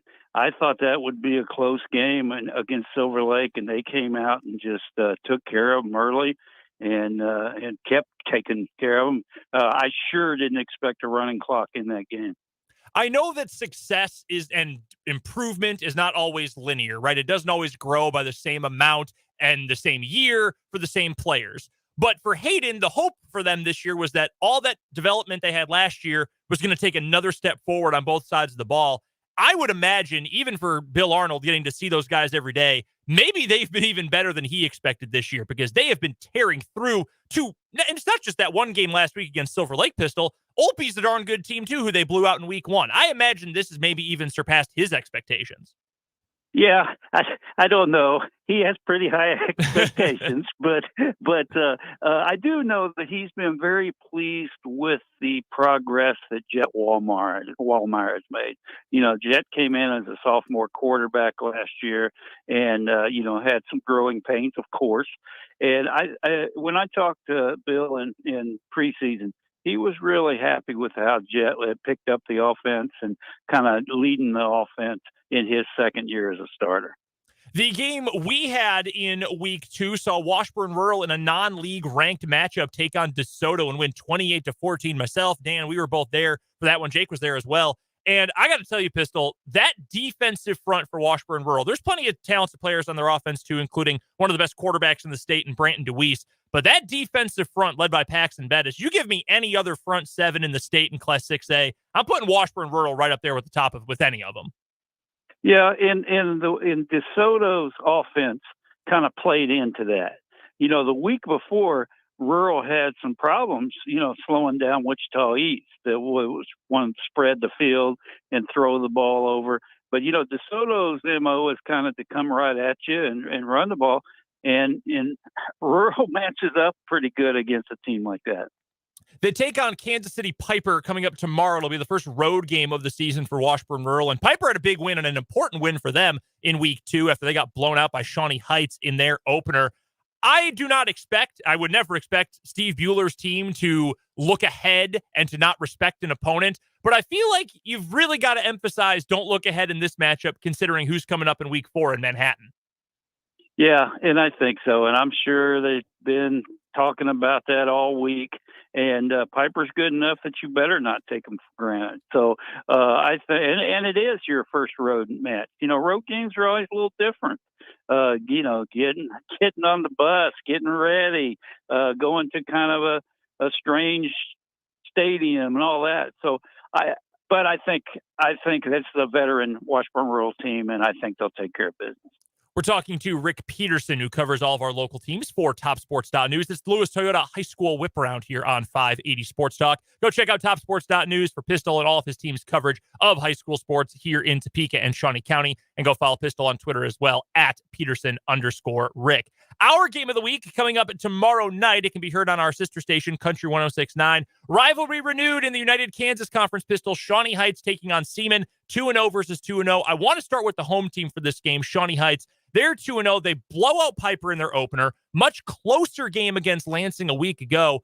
But in your memory, and you've seen a lot of Shawnee Heights football, Pistol, can you remember the last time they had a quarterback who can throw the ball as well as Raiki Tooley can? Probably not. I mean, in the old days, Scott Leon was a great, great quarterback, a great passing quarterback, and they've had some good passing quarterbacks. But I don't remember too many 343s and 2 or whatever he had last week. So no, I would agree with you. It's kind of a change in their outlook, I think. And I would imagine, too, for the Shawnee Heights team, with a huge blowout win in week 1 at home, a hard-fought, close win against a league opponent last week in Lansing, and obviously an improved Lansing team, that has to do wonders for this team's confidence, I would think. A lot of players back from a year ago, back-to-back 5-5 seasons. I would think in their position, getting off to a hot start would be a big deal. Do you think this is the kind of thing that can really spark another winning, certainly better than 5-win season? Yeah, I think it is. I think obviously it depends on how healthy you stay and things like that. And I think there's already some concerns there. But I thought so in preseason, and then I certainly thought so after they came out and just blew out Piper in week 1. As for the Seaman Vikings, they take care of business against Topeka West in the opener. They trounced Kansas City Turner last week. They're on a roll, but this is going to be the first big test for them. And I think that was the case last year, too, Pistol, when these teams faced off in North Topeka. That was the game Shawnee Heights won. So this is not going to be a cakewalk for either of these two teams. No, and I think Seaman is kind of they're throwing the ball more than I ever remember throwing in recent memory. Dalton Cowan threw it quite a bit, and some quarterbacks like that. But they're counting on Max Huston to throw the ball quite a bit. And you're exactly right. In some ways, and I don't mean to be mean to anybody, but this is those first 2 games were kind of their preseason. And now they get tough in a hurry. Yeah, Seaman is going to take on Shawnee Heights tomorrow. Again, our game of the week. Baser Linwood on the road, DeSoto on the road. Or, pardon me, I'm looking at Shawnee Heights' schedule. But Pistol is right. This is a more difficult schedule coming up for Seaman here in the near future. You mentioned their quarterback, Max Huston. I know their head coach, Jared Swafford's been really excited about the development he made over the offseason into the start of this year. And I guess that's the difference maker, right, Pistol? When you've got someone who can throw the ball that well, you might as well use them. Yeah, and they probably will try to go back to their running game a little more in some of those tougher games. But I think they wanted to see what they could do, give it a test drive, so to speak. And I think teams would like to be more balanced, and I think they will want to be more balanced moving forward. But like you said, it's good to know you can do that if you get into a spot where you have to do that. Rick Peterson of TopSports.News is our guest. This is the Lewis Toyota High School Whip Around here on 580 Sports Talk. Pistol joins us on the Fleming Place Wine and Spirits hotline every Wednesday, or every Thursday, rather, to break down high school sports. And Pistol, I should know it's Thursday because we got Thursday Night Football tonight here on 580 WIBW. Topeka High at home taking on Liberal, second straight Thursday night game for Topeka High after they lost to the number 1 team in Class 6A, Manhattan, last Thursday. On the scoreboard, at least, it looks like there's some improvement happening for Carlos Kelly's Trojans. What's your read on what they've produced through the first 2 weeks, and can they hang with a 2-0 Liberal team tonight? Well, I think they can hang with them, but they're going to have to get off to a good start. Last week, Manhattan, I think, ran up 48 in the first half. If Liberal runs up 28 in the first half, you're going to be in trouble. Because I don't think Topeka High is the kind of team yet that's just going to go out and score a ton of points. So they need to stay in the game early, especially at home. Get Liberal, thinking about it a little bit and going into that second half. And I think they can play with them. But the whole key is in the first 2 weeks, really High hasn't been able to hang early, and they have to hang early tonight to give themselves a chance. Will we be seeing you at Humber Sports Park tonight, Pistol? I got Todd Fertig out there, and Rex Wolf will be out there. I'm going to go cover a really good soccer matchup between Seaman and Shawnee High. Ooh, love to hear that. Yeah. So I won't be there. I figure I'll get to see all the football teams plenty over the next 8 weeks or so. So I'm letting Todd have a go at it tonight. Staying in District 501, let's flip over to the Meadowlark Conference in Highland Park. I've been very impressed so far by Highland Park this season, Pistol. We know how much talent they lost from a year ago, including one of the best offensive playmakers in the state in Trey Richardson. And while there might not be that same exact kind of firepower, they picked up a hard-fought win over Schlegel at home in Hummer just last week. That's a good win for this Highland Park team. They get Sumner Academy on the road coming up tomorrow. And it does feel like they've got something going here with Craig Sipple at quarterback and Jamon Wilson as their bell cow out of the backfield. Yeah, I think so. I think this is a game they expect to win. And again, they're going to have to come out and take care of business early. And, I think that's almost even more important when you're expected to win, because you don't want to give anybody the thought that, hey, we can do this. So I think they will. And I think they will really play well tomorrow night. They've got some tough games coming up too. They'll have Harmon, and that's a win. Should be a win. But then they got Lincoln Prep and Atchison right after that, and those are two teams that beat them last year. The only two teams that beat them last year in the regular season. Yeah, we're looking. So they gotta keep getting ready and be prepared for those two games. Yeah, we're looking forward to that game between Highland Park and Atchison. That's the game we're going to have right here on 580 WIBW coming up a little bit later on this season. Let's finish off 501 Pistol. Topeka West, obviously still trying to get their footing under Trey Parker. A little bit better on the scoreboard. We talked about that with High a little bit earlier. Same with Topeka West. Unfortunately, lopsided loss against Leavenworth. Gave up fewer points, though only 48 this past week. They've got a tough one. There's no getting around that with DeSoto. An angry DeSoto team after they lost to Washburn Rural. And that flex bone's not going to be fun coming up tomorrow night. Well, yeah, DeSoto would be tough on any night, but particularly when they're coming off a loss, because they're not used to losing too much over there. So yeah, they'll be raring to go, and they'll want to take control early. West just needs to keep trying to make those little victories we keep talking about. I'm sure everybody's tired of hearing that, but in this case, it's very true. All right, last couple of questions I've got for you, Pistol, and we'll let you go. Number one, of all the matchups we just broke down coming up tonight and tomorrow, which one intrigues you the most? Which one do you think has the most intrigue heading into it? Probably Seaman, Shawnee Heights, because I think those are two teams that expect to be pretty good this year, and whoever gets that win and goes up 3-0 on the season, that's a heck of a start. And last one I've got for you, let's get off the gridiron and head to some other sports. You mentioned you've got some soccer you're covering tonight. Big matchup between Seaman and Shawnee Heights. Haven't gotten to talk a lot of boys soccer so far this fall. We've been so busy with football. So give us a couple of the Billboard headlines for what is going on in the soccer scene. We know Washburn Rural's having a great year. That's just what they do. Yeah. Seaman had a big win the other night as well. Give us some of the big headlines we should be focusing on the pitch for boys soccer. Well, yeah, Washburn Rural being undefeated, it's kind of come to what you expect. So that's like you said, that's kind of what they do. And Topeka West has gotten off to a good start. They lost a tough one last night to that Seaman team, but they were 3-3 going into that game, which equaled their entire victory total for 22. Which was more than they had won the first couple years before that. So they're showing some progress. Seaman had a tough year last year. I really was impressed with them last night. I think they're going to be good. I think Shawnee Heights is going to be very good. And there's several teams in town that are going to be competitive and are just looking to take that next step.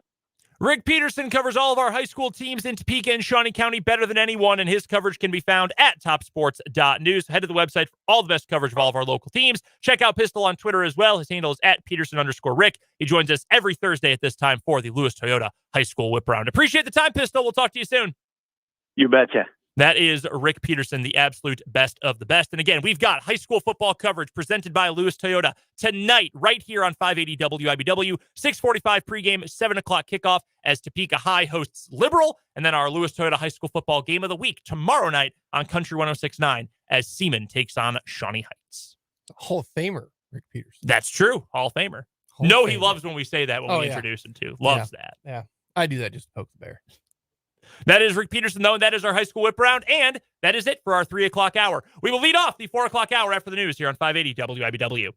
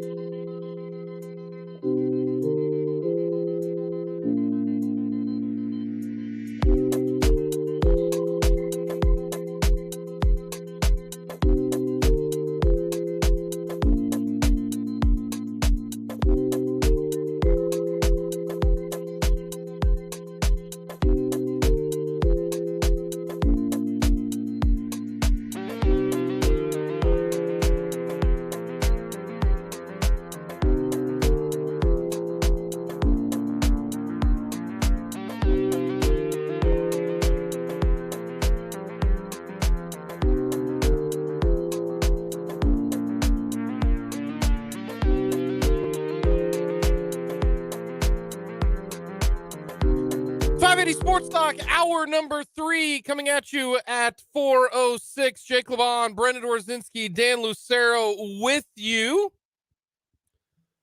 Thank you for joining us on this Thursday. We got plenty to get to this hour. We'll hear from Mitch Holthus in the 5 o'clock hour. Some news coming from our NFL insider, Matt Verderame. We'll get to that in just a little bit. As always, let us know your thoughts. Hit us up on our text line, 785-272-9429. Also, say hello on YouTube. Go to youtube.com, 580 Sports Talk. Very easy to get to. Just go to youtube.com. And if you don't know anything about it, ask your kids. And if you don't know about it, ask your grandkids. And just have them search 580 Sports Talk, hit subscribe. Good to go here on this Thursday. So we will get to some Chiefs news. What is wrong with you coming up? Our Lewis Toyota Athletes of the Week as well. But I will say this. Our good friends at Hy-Vee just surprised us with what can only be one of the best things in radio, which is free food. But the reason why is because what is happening right now at Hy-Vee. Right now, it's been going on for 7 minutes because it started at 4 o'clock. Hy-Vee's steak night special starts at 4 o'clock. If you're watching on the YouTube feed, you can see. Yes. Bring it down just slightly, Dan. Down We're getting a little just too a much bit? fluorescence in there. Oh. Yeah, there we go. Yeah. A I'm piece not of looking at the camera. Like, here we go. Hey, we got steak. Yeah. It is. We got steak. It's steak night at Hy-Vee. I'm going to eat on this steak. And here's the deal here. You get an 8-ounce sirloin steak. 8 ounce. Not some little, rinky-dink little guy. 8 ounces. Fresh cut from the meat department. You get a jumbo baked potato. And I can tell you the baked potato is healthy size. Yeah, Okay. I'm looking at Jake's plate right here. It's like full. it's like the size of a 12-ounce pop can. And again, if you are watching the YouTube feed, Yeah. Dan has it on camera right Yeah. now. I can't wait to eat this. How Yep. big is that's bigger than your Yeah. fist. It's man. like the size of like a pop can. Yes, It it's a really is. substantial. It's Yeah. a substantial Yeah. potato. And then you get side of corn. Everybody loves corn. I will not be holding up a handful of corn. A true one would, Dan. A fresh I got a roll. spoon. I got There a you go. spoon. There you some go. corn. There you go. Not showing up great on the camera. That's all right. We know what corn is. A great starch. Bakery fresh roll. Everybody loves a good dinner roll. And you get all of this. Dan doing his best, like Vanna White, No, that's great. No, That's this what I'm is here more for, like man. Price is Right model. Yeah, yeah, right yeah. now, yeah. That's why you watch the YouTube Yeah. stream. Oh, yeah, exactly. That's To why watch you do Dan that. eat. You get all of You're that gonna watch for me eat some steak. exactly. You get all of that for $10. That's it. Put Hamilton on the $10 bill, right? I believe, correct? Hamilton, right?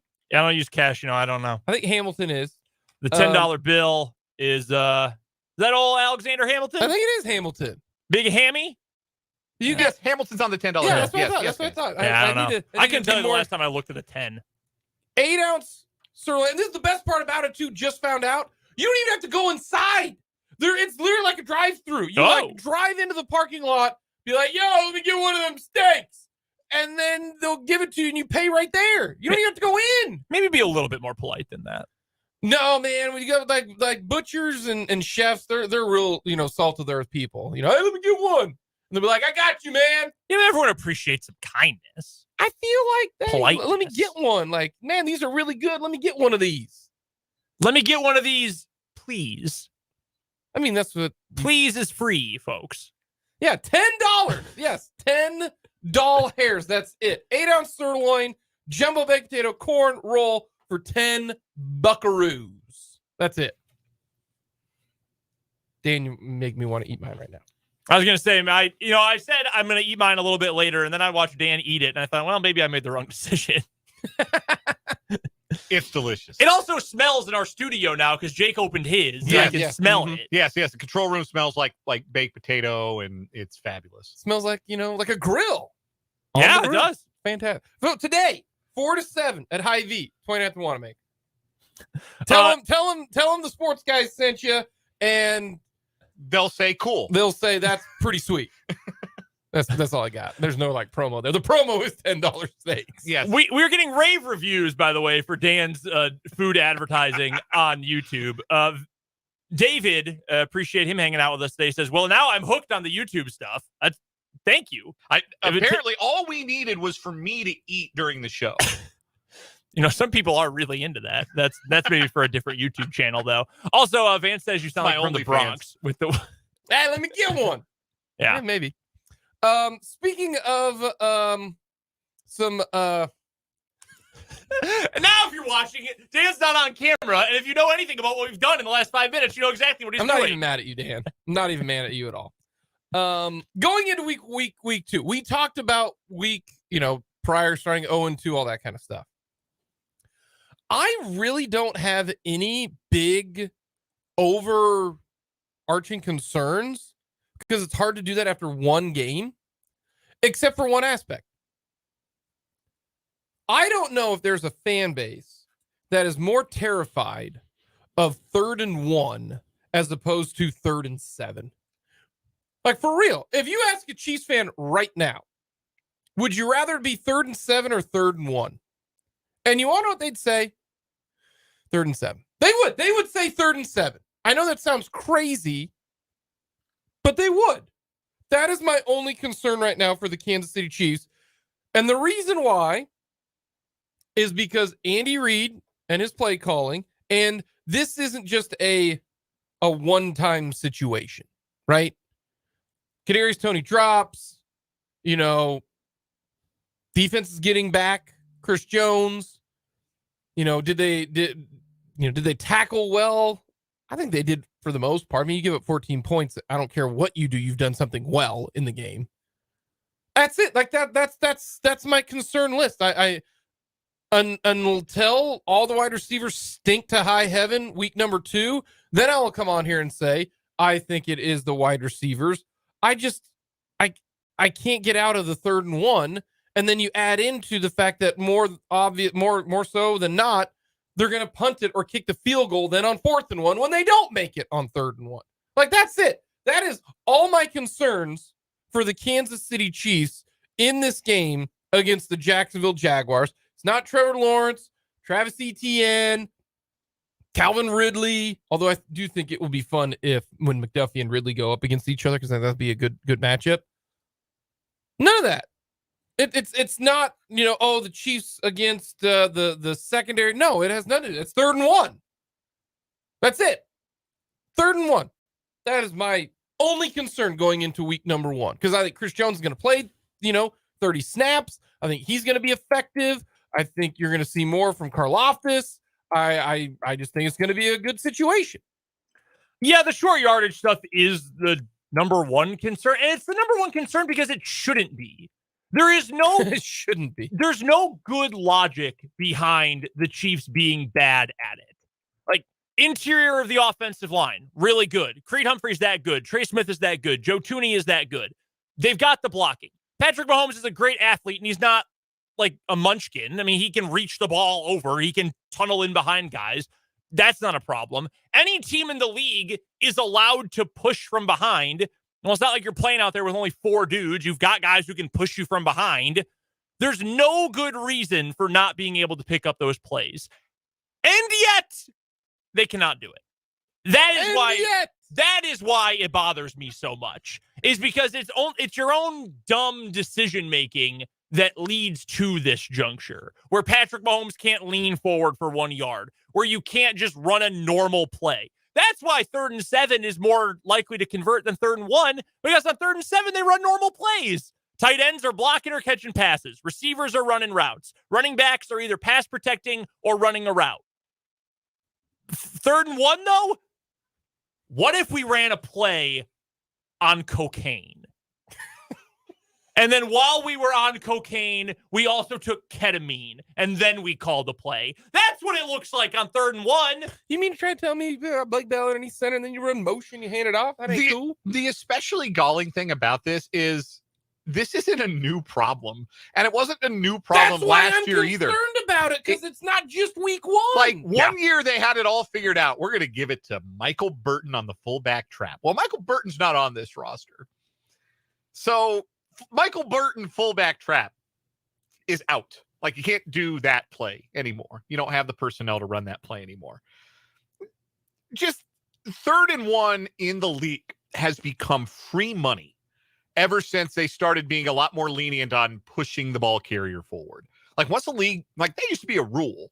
There's a reason Notre Dame fans are still up in arms about the Bush push, right? Because that's not supposed to be a legal play. But the league has, by and large, decided to stop enforcing this for whatever reason. So it is free real estate.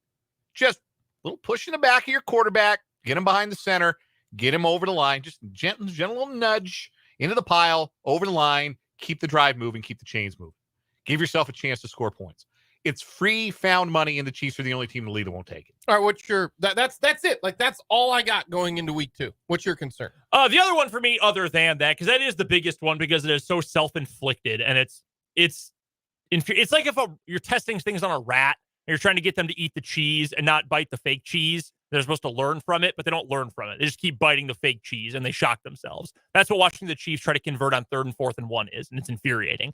Outside of that, for me, it's Sky Moore, because I'm not worried about the drops necessarily. I mean, again, like I've said before, we don't have a track record that leads us to believe they can't do it. So until we have that proof, I'm going to believe they'll figure it out with the drops. Sky Moore had more snaps on the field than any other wide receiver for the Chiefs in week 1. And he was about as ineffectual as anyone. Justin Ross caught a pass. He only got 9% of the snaps. He caught a pass. He had 4 targets. And I think one of them was the last play of the game, in which it was like, was that to Watson? Was that to Moore? I really don't know. Yeah, you're right. So to me, it's the fact that he was completely AWOL. He should have been a major factor in that game. And he got the run that would lead you to believe, not literally a run play, but the amount of time on the field that would lead you to believe, yeah, he's going to be a part of this game plan.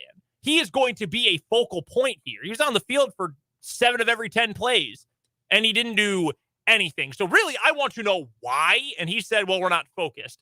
I need another week to prove that either that focus is still not there, or that is as simple as it was, or maybe there's more problems with him than we know about, or they just don't know how to use him, whatever it ends up being. So the fact that they told us by how often they put him on the field, he was supposed to be a big part of the game plan and was effectively useless. He's getting cardio in. Yeah, I mean, he didn't do anything. And I'm not saying he is a useless player, a useless person. I'm just saying Gotta get them steps in. He didn't produce anything.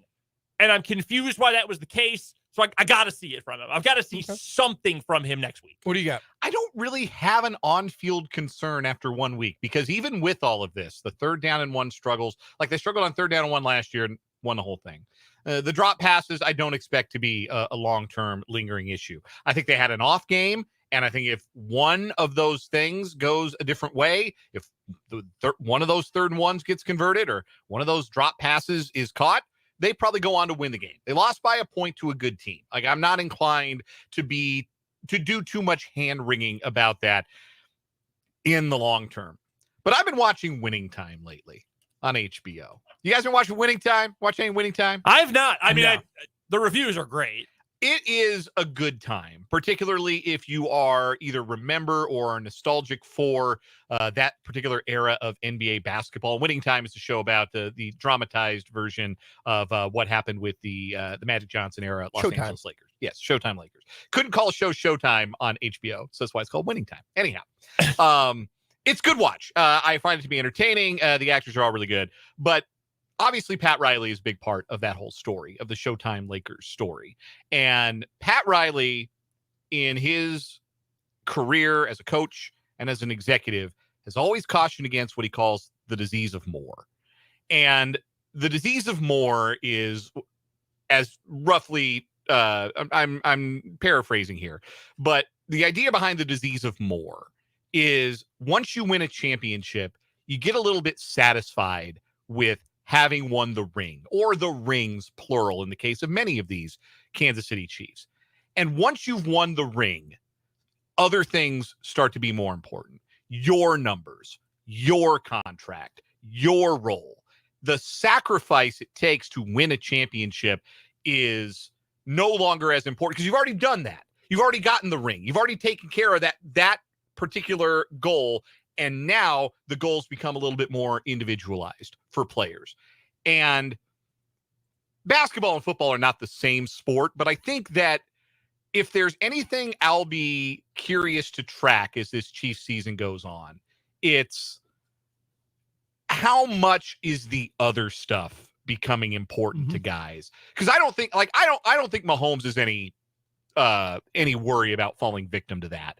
I think that most of this is a good locker room. It's a good culture. It's a good clubhouse. But maybe some of these younger guys, especially the receivers, because I'm not worried about the drop passes. I'm worried about the mouths to feed. I'm worried about what happens when guys aren't getting the ball enough. I'm worried about what happens when guys have their snap counts fluctuate week in and week out. What does that do to that room? What does that do to the offense? What does that do to the culture of this football team? That's the thing I think. And look, I trust Andy Reid and Patrick Mahomes and the veterans, the leadership on this team to guard against this as best as they can. But if there were a situation where you could see that disease of more start to sneak in and maybe route this team in a dangerous direction, it could be with these wide receivers. I think a lot of answers could be had by at this time, Sunday at 3:00. Like, Chiefs go out, take care of business, life is good. Then we're back to the regular season means to an end, that type of deal. I really do think that. We got our Lewis Toyota High School Athletes of the Week. We got What Is Wrong With You. Mitch Holthus will join us in the 5:00 hour. We got high school football, a lot to get to the rest of the way here on 580 WIBW.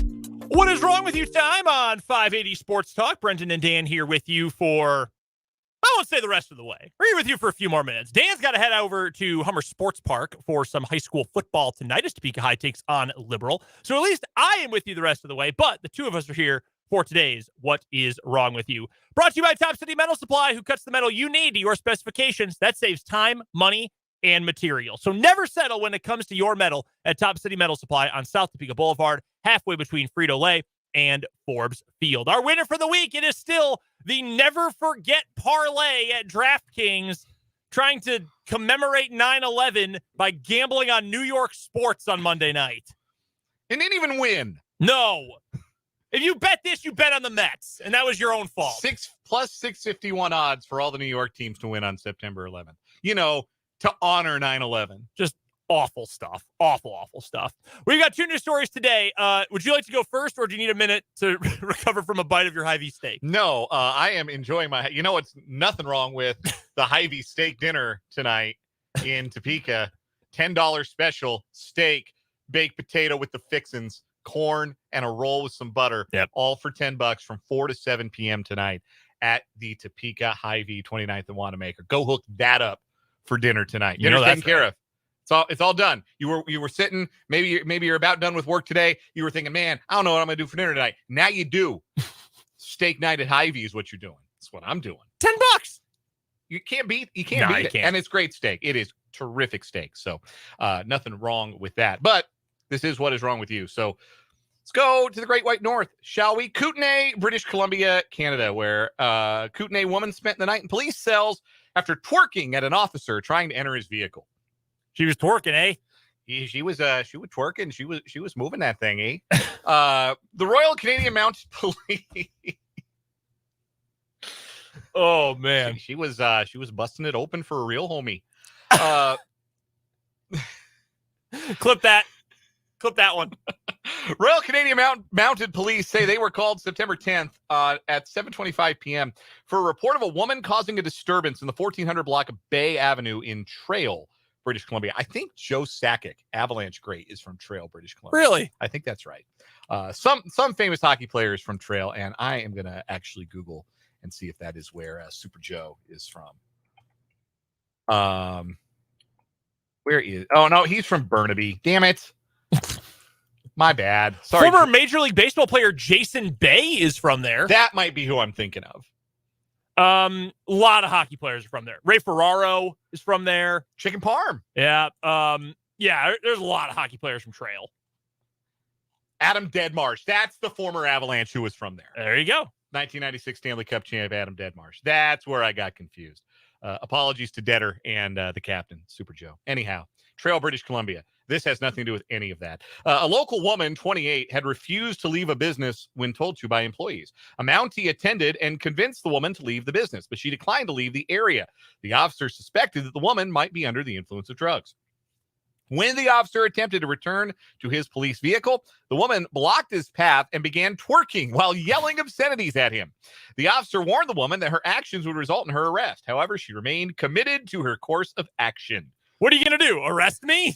The woman was arrested for breach of peace and public intoxication and was lodged in cells at the Trail RCMP detachment until sober. Sergeant Mike Wicentowicz said, quote, "She came into this incident like a wrecking ball." How many Mounties do you think know enough Miley Cyrus to be able to make that reference? It's a good reference. If If Sergeant Mike came up with that off the rip, that's pretty good. Yeah, she's just breaking it down in front of the police vehicle. Oh my God! You need to stop that. Stop that, ma'am. Please.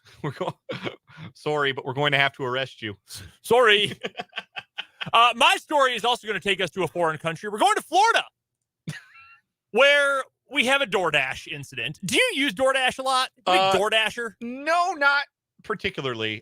We prefer to save the money and just go pick up our food. Yeah, I'm with you. We're going to eat in, but we have DoorDashed from time to time. I don't even have an account. Like I've never used DoorDash. I go pick it up. My wife cooks a lot. No, don't do that a whole lot.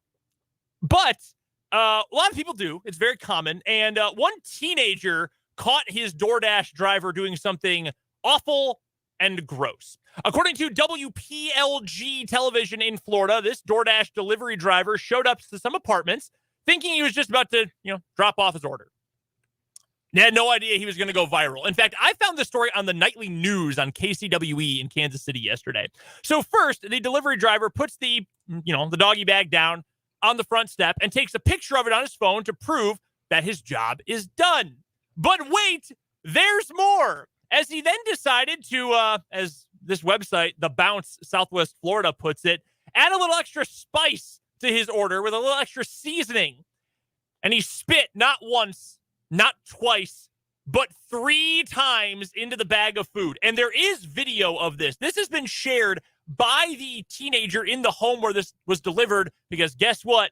They had a Ring camera. And you see this guy, flip-flop, cell phone and all, bend over, spit in the bag 3 times, very obviously, before looking back into the Ring camera and walking away. So the man mutters something under his breath, looks at the camera, and then just saunters off.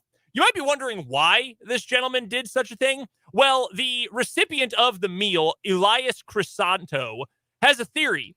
He says he thinks the delivery driver got mad that he only got tipped $3 on the meal.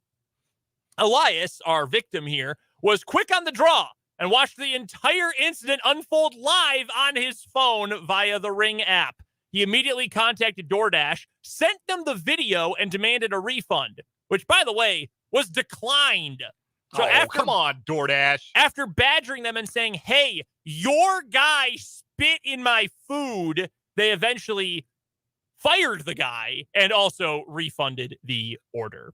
I guess, like, maybe he could have gotten a better tip. I mean, there seems like there's a decent amount of food in the bag, but dude, you know what you do? You go and tweet. You subtweet the guy. You post something mean on Instagram. You don't spit in his food. That's a biological attack. Yeah, that's foul. Like, I've been a delivery driver, not for DoorDash, but like it was one of my jobs when I was in high school, college.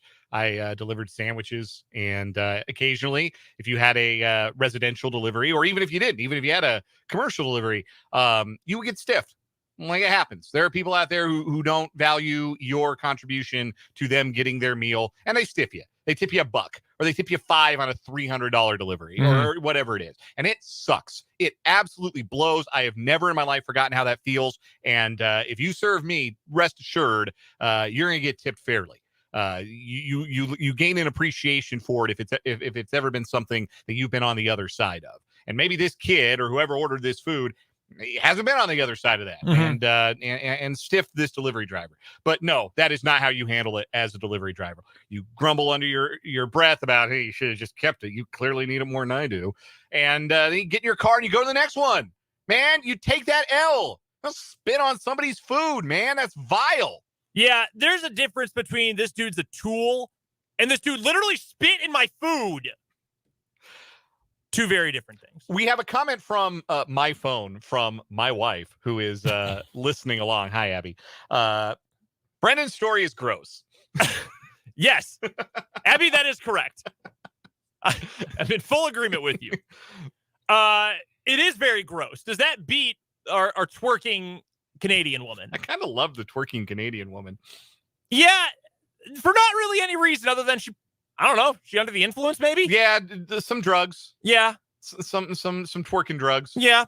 Whatever those might be. That one is very funny. I will agree with that. That story is very funny. It is less gross. I'm willing to side with it for those reasons. Does it beat the never forget parlay?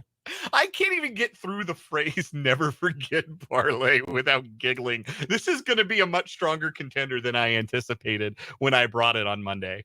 It's so outrageous. Because it's about the comparison, right? Like our winner today. This woman was under the influence of something, twerked at a Mountie, and got thrown in jail. Essentially after giving him the, what are you going to do, arrest me, without as many words, and indeed being arrested. It is going up against a story in which a gigantic gambling company thought they'd commemorate 9/11 by offering you a chance to bet on New York teams. Look, and being very specific, it was about 9/11. It has been 22 years, and you would think that would be long enough for people to understand. Sometimes you just don't have to say anything at all. You put a little ribbon, a never forget, a today we pause to remember those lost on that day, and maybe not tie that in with, would you like to give us your money and get plus 651 odds on a New York victory trifecta tonight? You know, to honor the dead? Like, no, you don't have to. You don't have to say anything. As a brand in particular, you don't have to say a mumbling word. Nobody expects to go open DraftKings on their phone and get like something that is going to help them comprehend or make sense of whatever emotions they might feel about the anniversary of September 11th. That's not what I come to DraftKings for. I come there for anytime touchdown parlays. Mm-hmm. Like, that's what I'm here for. I'm not there for the other stuff. So eventually these brands will get it, but until they do, we're going to keep having 9/11 themed what is wrong with yous, I guess. Still your winner? Yes. That's still my winner as well. The Never Forget Parlay. So freaking dumb. That is still our winner of What Is Wrong With You. Brought to you by Top City Metal Supply. That's metal cut to order when you need it. Top City Metal Supply on South Topeka Boulevard, halfway between Frito-Lay and Forbes Field. Coming up on the other side of this timeout, we will get to our Lewis Toyota High School Athletes of the Week, Ryan Miller from Seaman Cross Country, and Paxton Bettis from Washburn Rural Football. That's up next on 580 Sports Talk.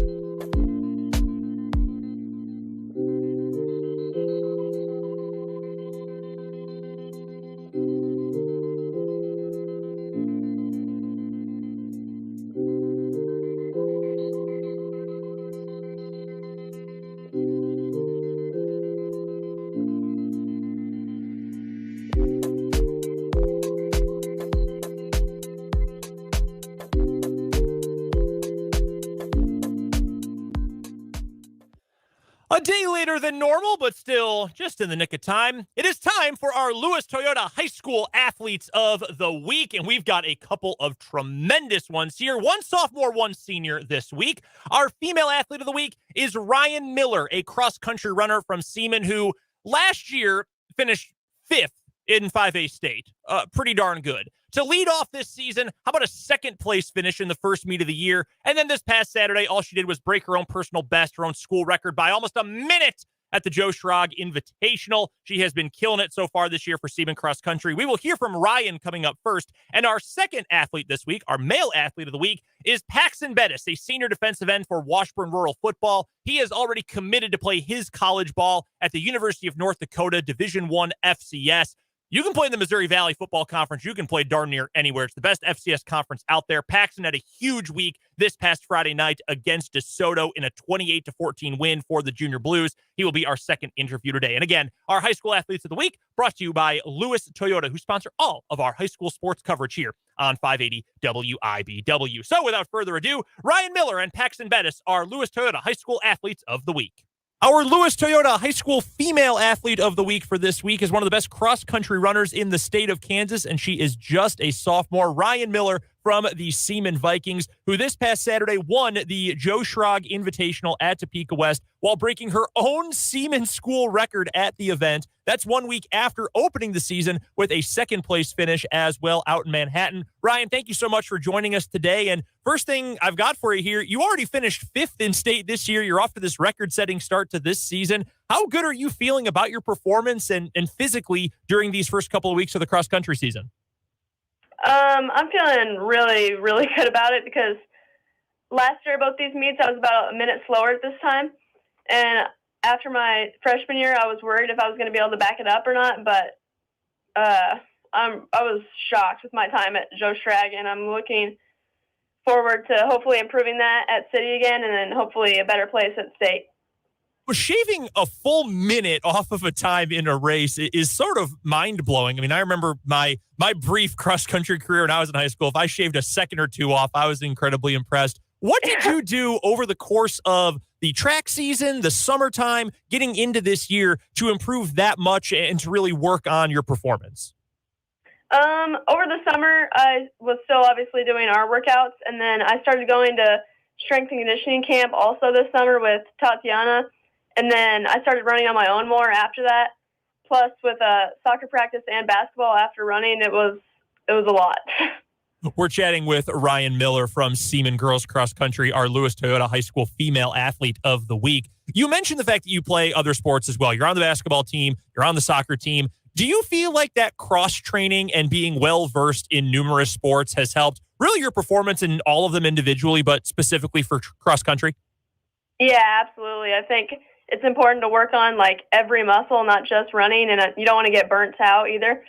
So I think multi-sporting like really helps you overall, and it helps with injuries too. So you mentioned that during the summer you started to run on your own a little bit more and took some more ownership of working on that yourself. Has running always been something that you have really loved, that you have really enjoyed, or is it something that you have maybe picked up more recently and it's been a little bit more of a, not a surprise to you, but your success has kind of come out of nowhere a little bit?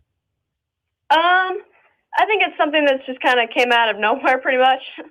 I really just love competing, and that's why I think that's what pushed me to run so much over the summers, because I just want to be able to compete among the best, and yeah.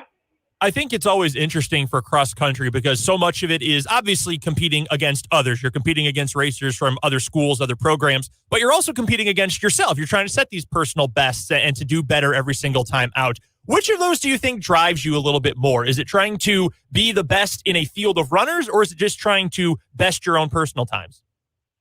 I would say it's always a bonus if you best other runners, but mostly just against myself, and what it pushes me because I want my team to have the best scores possible, and I know if I run faster, then our team overall also does better. So, yeah. I wanted to ask you, Ryan, about your mindset when you go into a race, because so much of running, so much of cross country is the mental along with the physical. What do you do to get ready for a meet or even for just a training run on your own? Do you like to have the music in? Do you try to, calm down, do some meditation? What is sort of your strategy to get in the right mindset for a race? I usually listen to music, and I kind of just tell myself that it's only 18 minutes of your life. It's not that long. And then I tell myself that at practice, it's been way harder. So I try to tell myself that practice should be really where it's hard, and then race day should just be the reward. I've got to ask, what's on the playlist when you're getting ready for a meet? What are you listening to? What are the top couple of songs you have to hear before you take off? Honestly, it kind of switches every race. I would say it's mostly just intense, hype up music.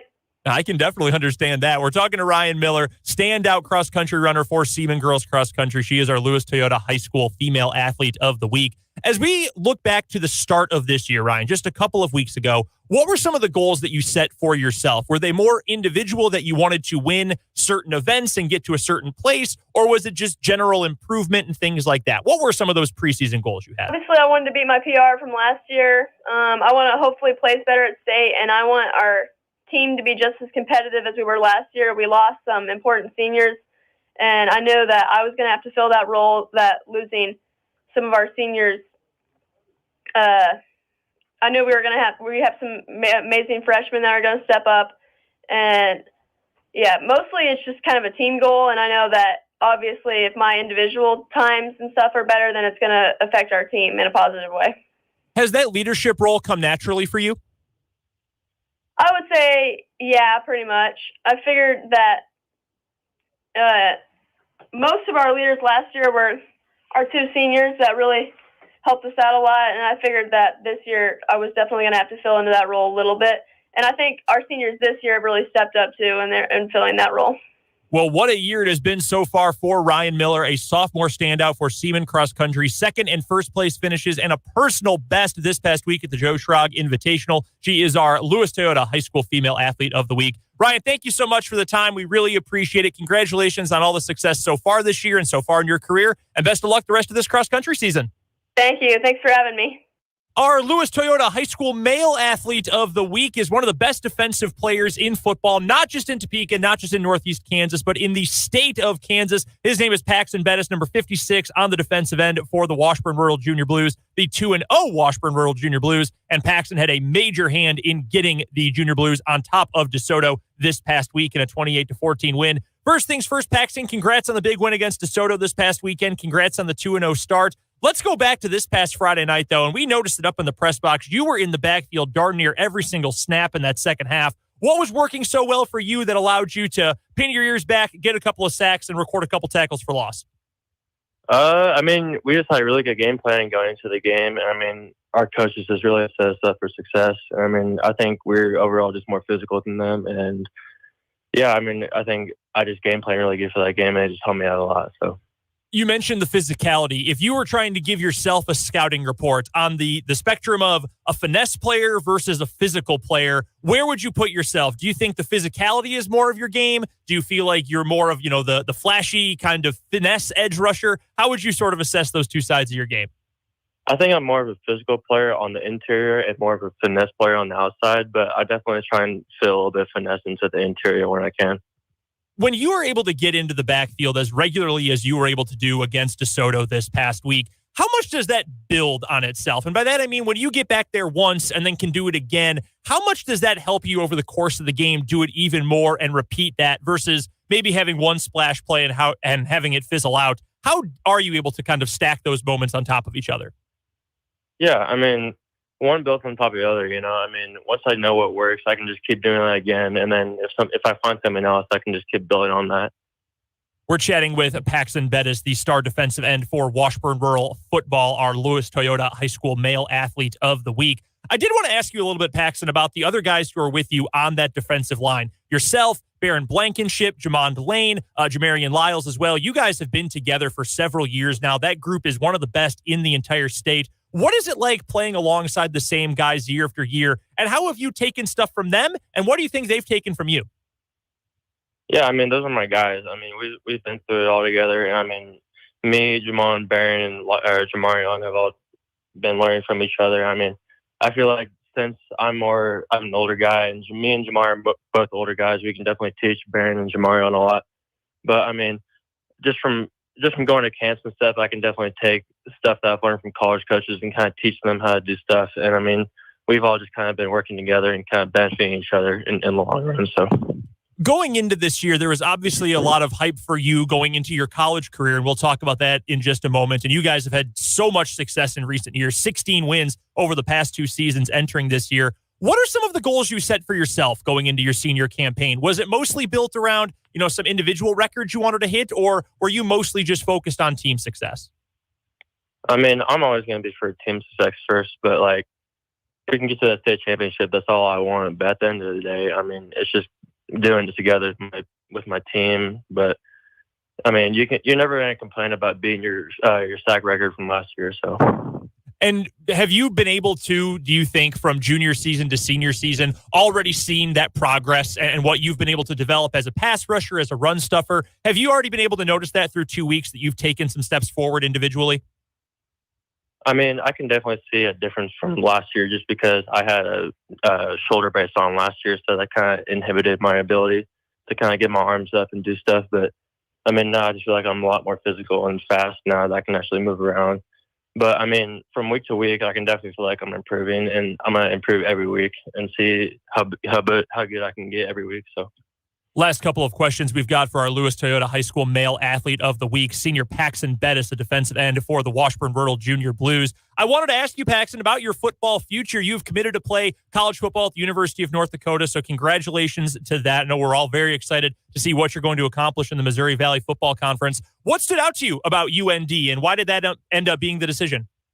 Yeah, I mean, I just really enjoy the campus up there. I mean, it's just such a great coaching staff up there, and I feel like I'll definitely have a lot of fun up there. But, I mean, it's just all about opportunities. Like, I saw an opportunity, and I'm going to take it and do as good as I can up there. So, I mean, it was just all that hard work that paid off that really got me to where I'm at right now. And, I mean, I'm just super excited.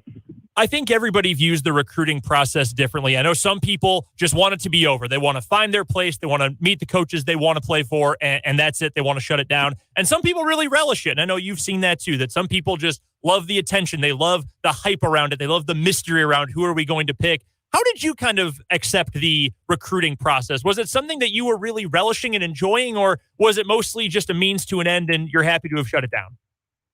I mean, yeah, I can enjoy some parts of it, but I can kind of relate to others where it's kind of a stressful process. I mean, obviously, you never know where you're going to end up, but I mean, you just got to stay focused and keep your head down and keep working. I mean, my coaches and trainers always told me, you got to focus on the process and everything will come with it. So, I mean, I kind of just focused on that and it all turned out great. So.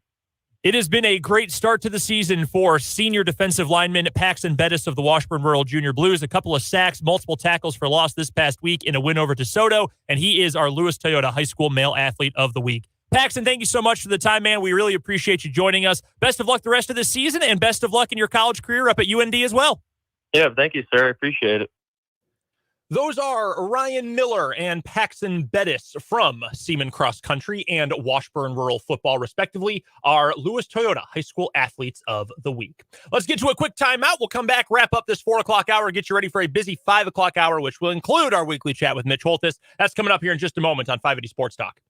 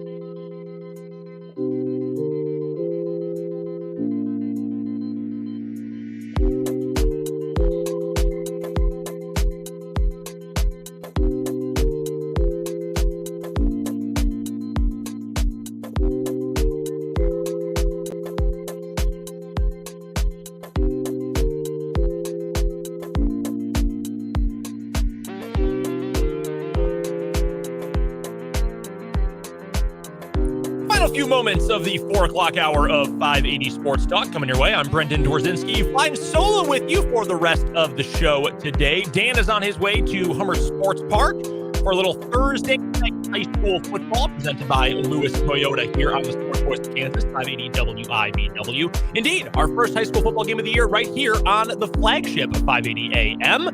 Topeka High taking on Liberal. Long trip for Liberal. 5.5 hours all the way across the longest part of the state, the diagonal width of the state. But they will be in Topeka tonight to take on the Topeka High Trojans.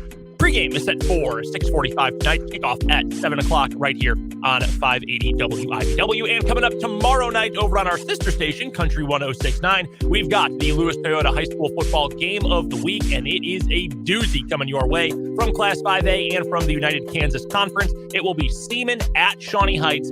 Both teams 2-0. This could be a pivotal game for both of these programs coming up all season long, and it means a meeting in week 3 has that much weight to it. Again, 6:45 pregame, 7 o'clock kickoff tomorrow night for the Lewis Toyota High School Football Game of the Week. Yours truly, Greg Akagi, Dan Lucero, will be your broadcast team for both. Dan has the call of the game tonight. I'll be on the call of the game coming up tomorrow. In the final hour, though, of 580 Sports Talk today, we'll get to our 580 Sports Talk headlines. We've got plenty of them, including some late-breaking news from Kansas basketball that is certainly significant regarding Arterio Morris, plus some news from around the NFL, the Chiefs' injury report for today, and Jay Norvell, the head coach of Colorado State. I will leave you with this before we get to our news break at the top of the hour. Why would you poke the bear? Specifically, why would you prod Deion Sanders, who's got all of the football world's attention right now, especially the college football world's attention right now? Why would you give his Colorado Buffaloes program more bulletin board material? Why would you give them more fuel for the fire? We'll talk about that in our headlines. We'll get to your text, your YouTube comments as well. Plus, we will chat with Mitch Holthus at the bottom of next hour for our weekly talk about all things Chiefs. It's all coming up in the 5 o'clock hour of 580 Sports Talk.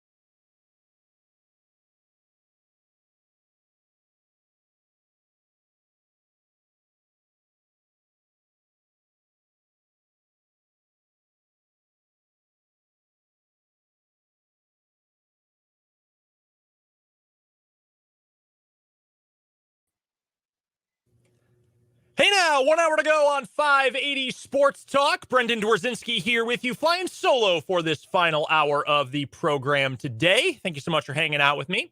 Whether you were listening on 580 WIBW AM, FM News 104.9, listening online around the world at 580WIBW.com, or checking us out on YouTube. Thank you so much for spending some time with me and with our whole crew this afternoon. If you're watching on the YouTube, I got to adjust the camera here. You may have noticed Dan and I are different heights, and I'm currently on the computer, and the space in our station where Dan usually resides, and he is slightly shorter than I am. So if I sit straight up with the camera at his length, it cuts off the top of my head. So I got to make a slight adjustment here if you're watching the video feed of the show. If you're just listening either online or via your radio, you may have no idea what I look like. And if that's the case, well, I will let you decide if that is a good thing that you've never seen what my face looks like or not. But thank you so much for hanging out with us today. We're still taking your texts and your YouTube comments throughout the show. Text line number, you know it, 785-272-9429.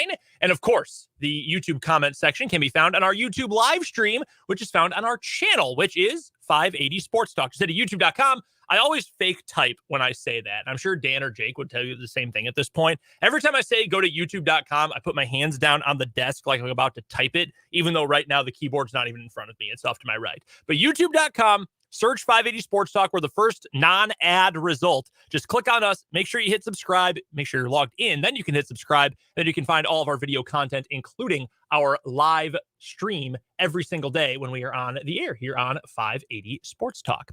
Coming up here in this final hour of the show, we'll get to our headlines in just a matter of moments. We got a handful of them from around the world of sports today. You'll never believe this, but very football heavy today. We'll also get you a quick preview of Thursday Night Football tonight, Eagles versus Vikings. You know me. You know I'm taking the Eagles in this one. And we will chat with Mitch Holthus, voice of the Kansas City Chiefs, coming up at the bottom of this hour as we look back on what was in week one and look ahead to hopefully better days for the Kansas City Chiefs in week two. Plus, again, your text, 785-272-9429, and your comments on YouTube. 580 Sports Talk is the name of our YouTube channel.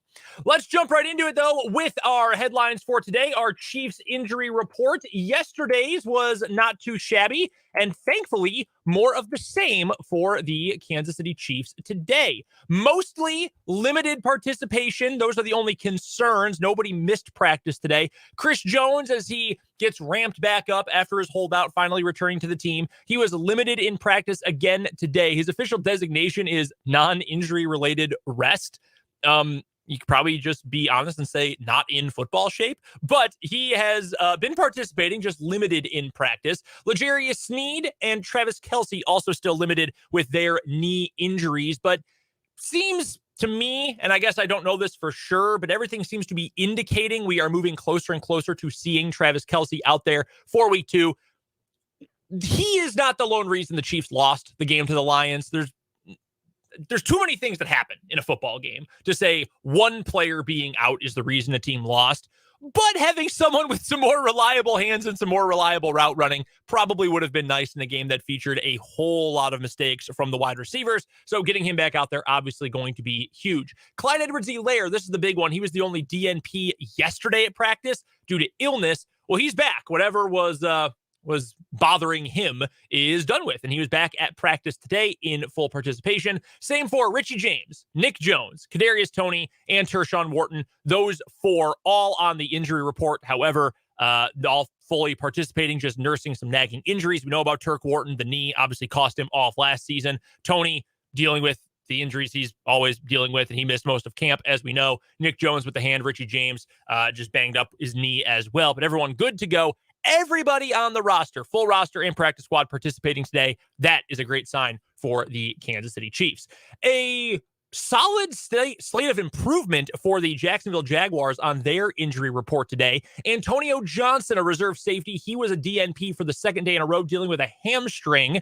Feel like that's not a great sign for the Jaguars. And another DNP as well for cornerback Gregory Jr., who, yes, that is his real name. Gregory Jr. is his full name. He was a DNP as well, as he also deals with a hamstring issue. Tyler Lacey, he was limited yesterday, limited again today. Rotational defensive lineman. 2 offensive linemen, though. This is big for the Jaguars. They are upgraded today from did not participate to limited participation. That includes guard Brandon Sheriff and tackle Luke Fortner, both of them getting a little bit more practice in today. That's a good sign if you are Jacksonville and you're hoping to have your full accompaniment of offensive linemen ready to go when you have to face the full-fledged Chiefs defensive line coming up this weekend, which will include, for the first time all year, Chris Jones. So that is your Chiefs injury report for today. Let's stay with the NFL. We'll get to one international headline for you from the NFL.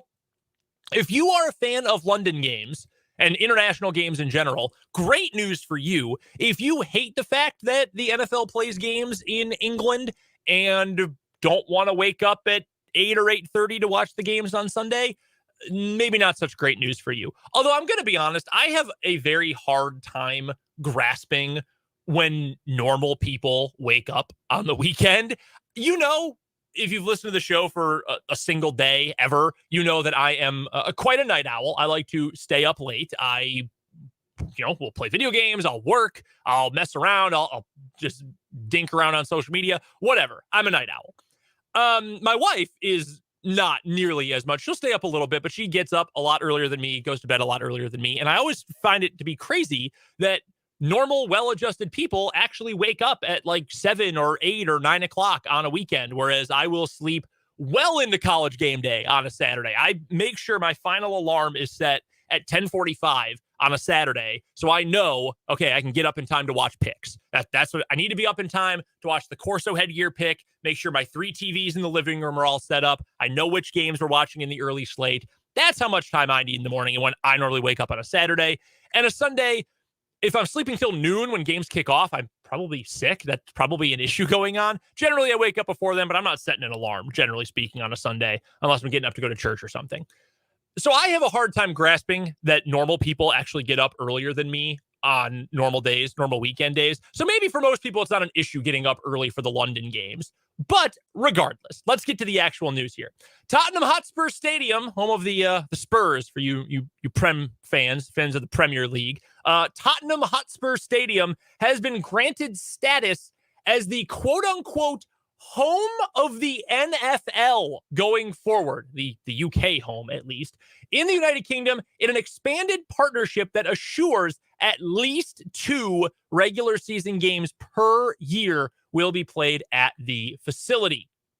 Roger Goodell, commissioner of the NFL, said today in a statement, quote, "We are excited to extend our partnership with Tottenham Hotspur through the 2029-2030 season and look forward to hosting future NFL games in the world-class Tottenham Hotspur Stadium as the official home of the NFL in the UK. Growing the game globally is a major strategic priority for the league. Our commitment to Tottenham Hotspur Stadium will allow us to continue to bring extraordinary NFL experiences to fans in London while creating a positive social and economic impact on the local community." So I don't know about that last part.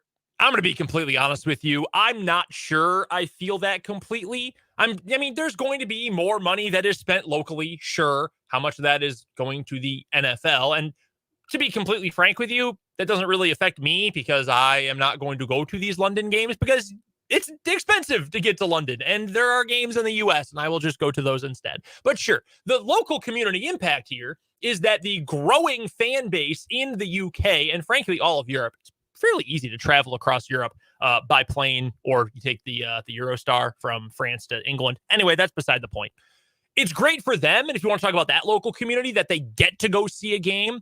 And it is cool when they show them on TV because it's not just, last year the Packers played the Giants in England, and it wasn't just Packers and Giants fans. You saw fans from every single team that were there, every jersey, every fan base possible. You saw them at Tottenham Hotspur Stadium last year. And it's cool. It is very cool for those communities over there. And again, a growing game, a growing fan base in the UK and across Europe.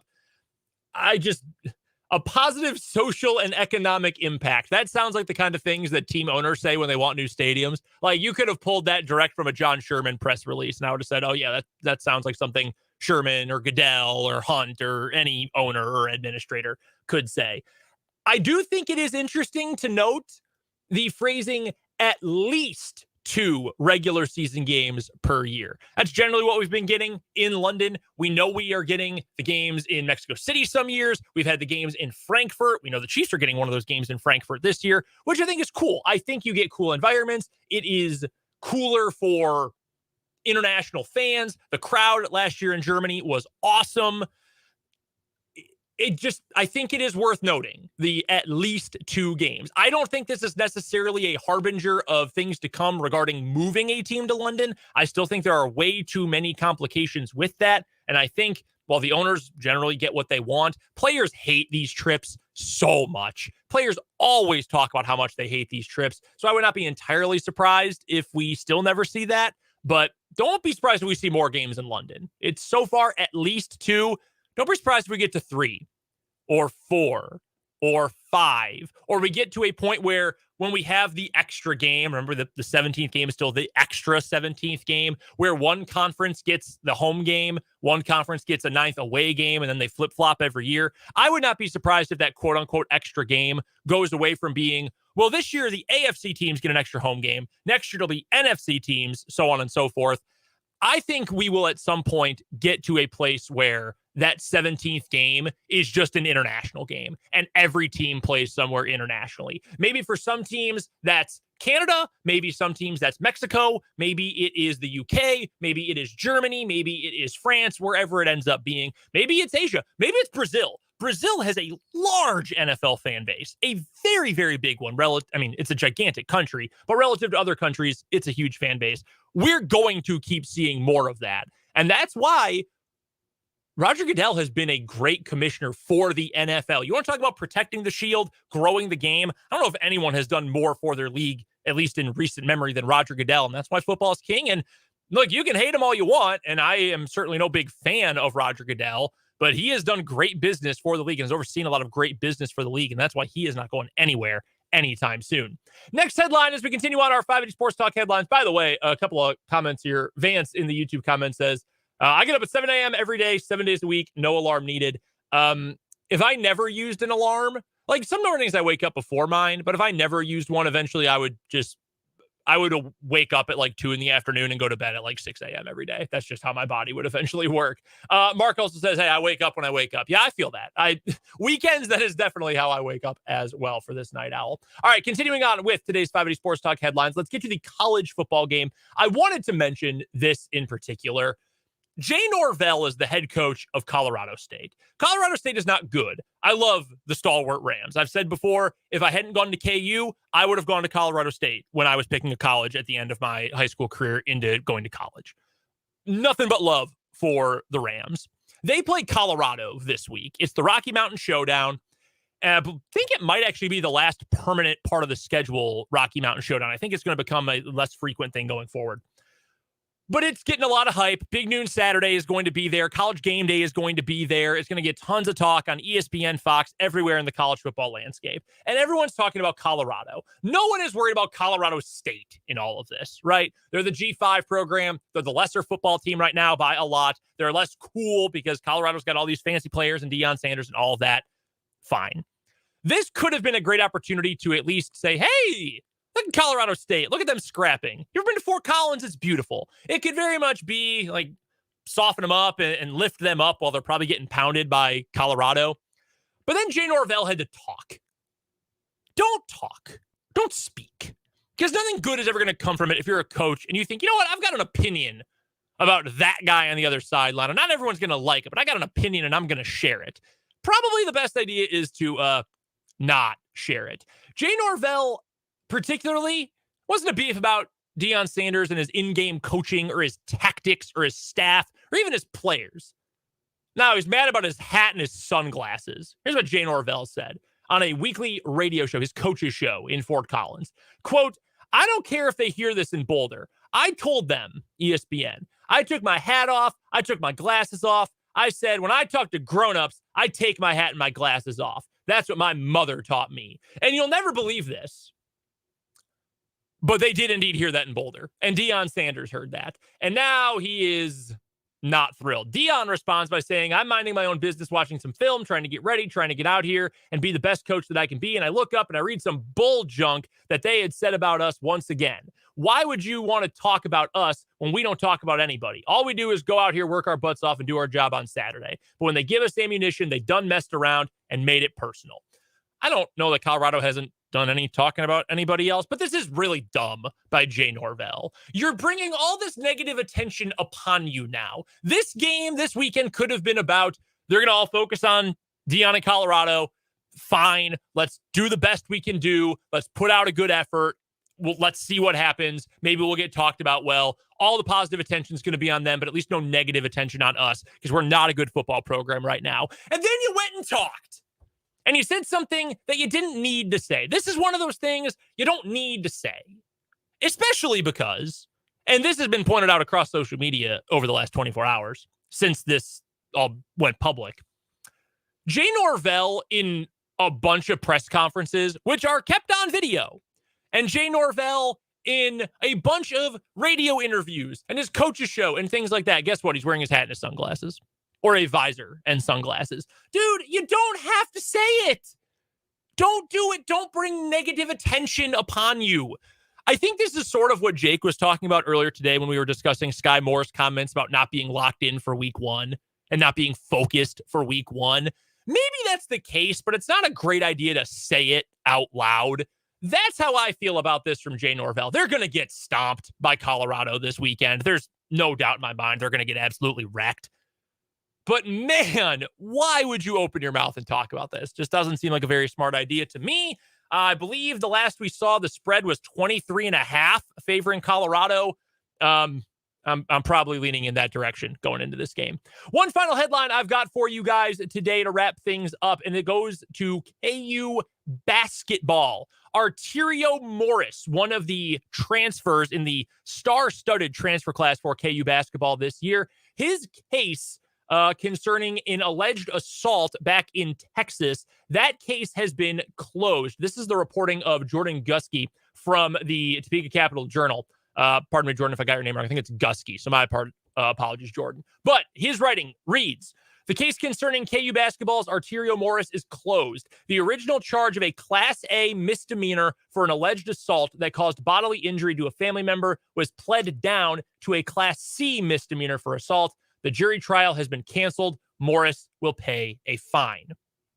I don't want to get into the details of this because, look, I have seen the Instagram posts about this, tweets about this when it first happened, some of the rumors about what happened. It's pretty gross, and I had reservations about this transfer, and I put that on my social media. It's out there that I had reservations about this. For the basketball purposes, it is good that this can be behind them. Morris pays the fine. It's basketball time. You move on. Obviously, this isn't going to be a distraction going forward, assuming that he's able to keep his nose clean, not get in any further trouble off the court. It's hard for me to come up with a strong opinion about this because I wasn't there when the alleged, that's very important here, especially now that the trial has been canceled, the alleged assault. I guess I'm glad that the process is over with, but you don't want this to ever be a situation. You don't ever want to have to be in a spot where you might go to trial and you're facing misdemeanor charges or felony charges or whatever kind of charges. You just don't want to be in that situation. So I hope this can be a learning experience. I hope this is something that he is able to move past and that doesn't become a problem again. Again, I'm not necessarily comfortable giving a super in-depth opinion based on conjecture and reports and allegations. I don't think that is fair to anyone involved, accused, victim, or the accused in this case. But this is important for KU basketball that they are going to have Arterio Morris as a full go when the season opens coming up on November 6th. That does it for our 580 Sports Talk headlines for today. Mitch Holthus is going to join us coming up a little bit later on in the hour. But first, we'll get you a preview of Thursday Night Football. That's coming up on the other side of this break here on 580 Sports Talk.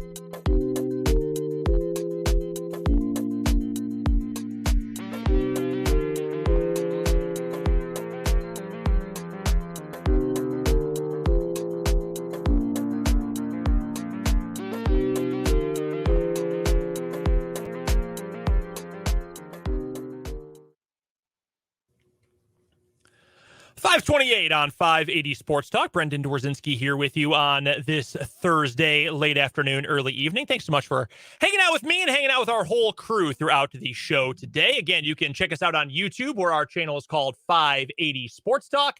And you can send us a text with any of your thoughts you've got on anything we're talking about today. 785-272-9429 is our text line number. We've got a couple of thoughts specifically about the Deion Sanders, Jay Norvell beef, the self-inflicted beef. This isn't even like Deion did something or disrespected Colorado State. And you know why? Because Colorado's going to beat the brakes off of them. They don't need to say anything about this. And now Deion gets to take the high road and make Jay Norvell look like a doofus. And, well, frankly, he was a doofus for this. Vance on YouTube says, does the Colorado State coach think his you-know-what don't stink? His there's no odor emanating from his refuse. Yeah, apparently, like, again, keep it to yourself, man. It's the coach's show. Just say, hey, Deion and I have different approaches to how we do things. It's working for them. Great to, happy for him. We like to do things XYZ way while they do it ABC. Just leave it at that. Leave it at that. You don't have to start talking about the guy's fashion choices. It's not going to work out for you. Mark adds this too. Of all coaches to poke a stick at, Deion Sanders, Coach Prime, is the last coach I would want to upset or make mad. Exactly. Because he's also got the media machine behind him right now. He's got all the attention from ESPN. He's got all the attention from Fox. All the college football world is focusing on Coach Prime. So why would you poke the bear? It just does not make a lick of sense to me. We've got some comments saying Deion's childish as well on the text line. I don't know if I would go that far in this particular case. I mean, I don't love Deion. I don't love what he has done at Colorado. I'm not necessarily a big fan of completely overturning the roster the way he did, but it's worked. I don't love the way he's handled his business, but to this point, it has worked. And he's in the right here. There's not even a right or a wrong. He's got the high ground here because Jay Norvell shouldn't have said anything in the first place. Coming up tonight, obviously, we've got football on our airwaves right here, 580 WIBW. We've got high school football as Topeka High hosts Liberal. And we've got some NFL football tonight as well. Our first Thursday night, well, we had Thursday last week because the Chiefs played, but the first officially branded Thursday night football game of the season. Eagles versus Vikings tonight. The Vikings banged up on their offensive line. Garrett Bradbury, their starting center, hasn't practiced all week. He's out. Christian Darrisaw, offensive tackle. I haven't seen a final active or inactive report for today. He's banged up, though. One way or another, that's going to be difficult to deal with against that really dang good Eagles pass rush. One of their star players on that defense, Fletcher Cox, he is questionable for the game due to a rib issue. Didn't practice Monday, but has practiced at a limited capacity each of the last 2 days. I assume he will give it a go. James Bradbury, cornerback, he is concussed. He did not participate in practice all week. He is out. Kenneth Gainwell, running back, he's out. So is safety Reed Blankenship. So both of these teams banged up in some significant spots. Eagles secondary, well, you got to try to slow down Justin Jefferson, among others. And KJ Osborne's a nice player. TJ Hawkinson's a fine player. So they've got some talent out there. Meanwhile, the Vikings, you've got to try to slow down the Eagles pass rush. Not an easy thing to do. Not an easy thing for anyone to do. And missing two of your starting offensive linemen, certainly not a great spot to be in. And their free agent pass rusher signing as well, Marcus Davenport, he's been banged up with an ankle. He was questionable going into tonight. Right now, your spread for this contest, it depends where you're looking. Most places say it's 6 points. The Eagles are favored by 6. FanDuel currently has the Eagles favored by 6.5.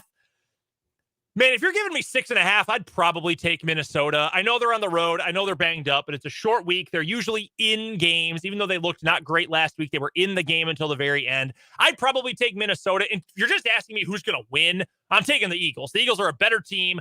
Probably a better coached team on both sides of the ball as well. So give me the Eagles there. I do think the Vikings will probably keep it close. I feel like we don't see a ton of Thursday night blowouts, but I'll serve up a mea culpa tomorrow during on second thought if I'm wrong about this one. But that is coming up a little bit later on tonight. And of course, again, high school football on our airwaves coming up this evening as well. We've got another commercial break to get to, but on the other side of this timeout, we'll chat with our good pal Mitch Holthus, the voice of the Kansas City Chiefs. That's up next here on 580 Sports Talk.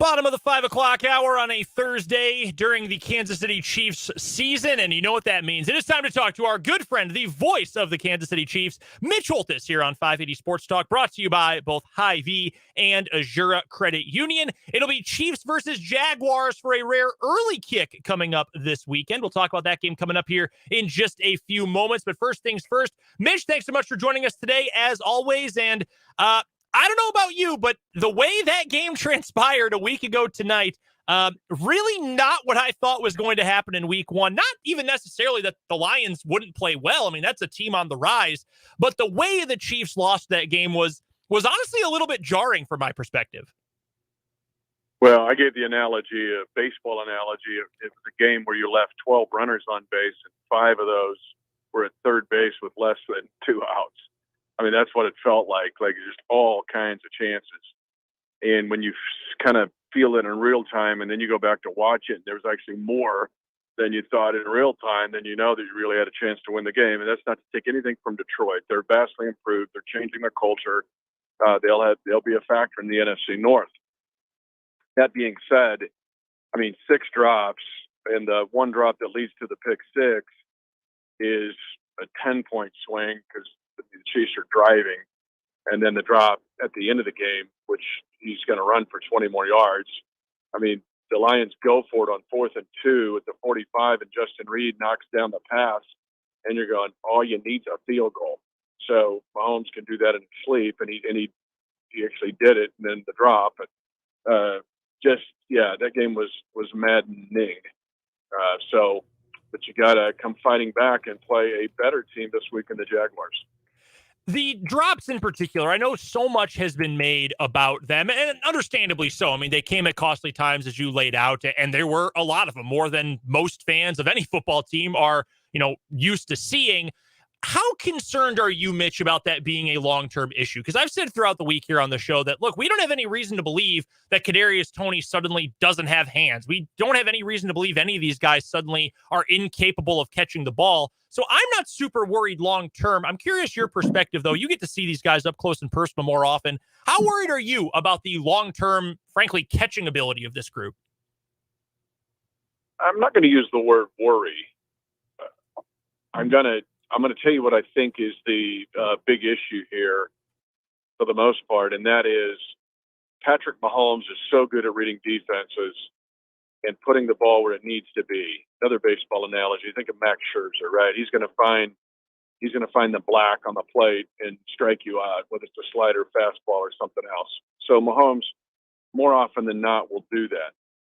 If you're a receiver, we all talk about, oh man, you got to play with Patrick, and he scrambles to play within a play. That's true. But the other part of being a receiver with Patrick is the fact that if you're running a crossing pattern, let's just say like Tony was doing on the second one, and you're going left to right, Patrick is not necessarily going to put the football leading you to your left hand, because that's where the defender's at. They may show you man, and then all of a sudden there's a guy squatting in his zone right there. Well, Patrick is going to throw the ball away from that defender. So you have to be able to make a catch outside of your honey spot catch radius or your comfort zone catch radius. You have to be able to do that. It's what Kelsey does and has done for years. That must happen. That's got to be done by Rashee Rice. That's got to be done up and down the pike by Tony. There's an RPO where Patrick threw an RPO, which is a bread and butter play in this offense. And he threw an RPO that is to the backside of Sky Moore, who's running an in cut or a quick slant going. He's lined up left. He's going to make an in cut to the formation's right. Well, the throw has to go to his right hip, away from the way he's moving, because there's a linebacker setting in the slant area if Patrick throws it to that opposite hip or the opposite hand. So if you catch my drift here, and some of this takes some time, but I thought the team was ready to do this. Now, in Jacksonville, you're going to have to do it for sure, even more so than the Detroit game. So I don't know what adjective or verb to use. I will just tell you that the Chiefs receivers, all of it, running backs and tight ends included, have got to be able to catch the ball outside of your comfort zone catch radius. We're chatting with Mitch Holthus, the voice of the Kansas City Chiefs, joining us on 580 Sports Talk, as he does throughout the Chiefs season on Thursday afternoons, brought to you by both Hy-Vee and Azura Credit Union as we gear up for Chiefs versus Jaguars coming up this weekend. And let's look ahead to that. Let's stop with the negativity. That's all in the past. Let's look ahead to what should be a great game coming up on Sunday in Florida. And I actually want to flip over to the defensive side here, Mitch, as we talk about some players who are getting back on the field and are going to be hopefully able to play this weekend. And let's start with the big fish. Let's start with Chris Jones, the much talked about, all the attention paid to it, holdout across training camp and through week one. And now he's back. He agrees to a deal. He's back on the field. The business stuff is done for now, and he's been able to practice in a limited capacity over the last couple of days. How do we quantify, Mitch, how important, just how big of a deal it is to get him back on a defensive line that played well last week, but it's never going to be complete without its best player? So how do we quantify how big of a deal this is for Spags' front? Well, let me start with the Surgeon General's warning here is that we're not playing Madden and we're just turning on the machine and getting the control out and go, hey, Chris Jones is back. That's not the case. I think he'll be on a very limited pitch count. It's going to be hot down there. Brendan, you cannot skip 9-on-7 camp. You can't skip 11-on-11. You can't skip 1-on-1 and jump out against a really good offensive. Well, they're okay. I mean, Detroit's offensive line's better than these guys, but still. You can't say, oh, he's going to play 50 snaps and knock down 3 passes and get 3 sacks.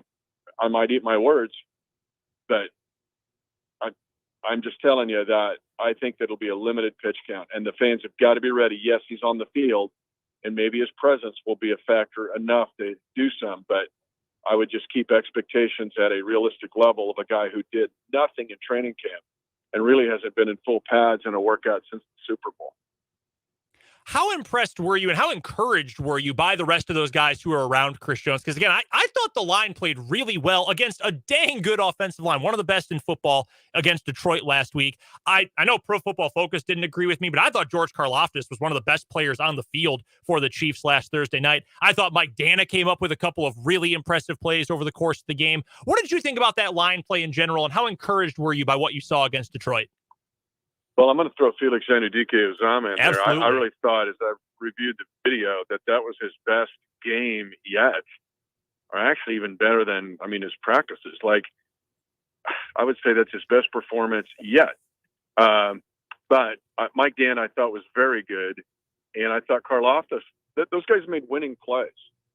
and it's going to lead me in. I mean, I think Channel 13 runs it last night. They run My Minute with Mitch, and I did or maybe they run it tonight. I don't know.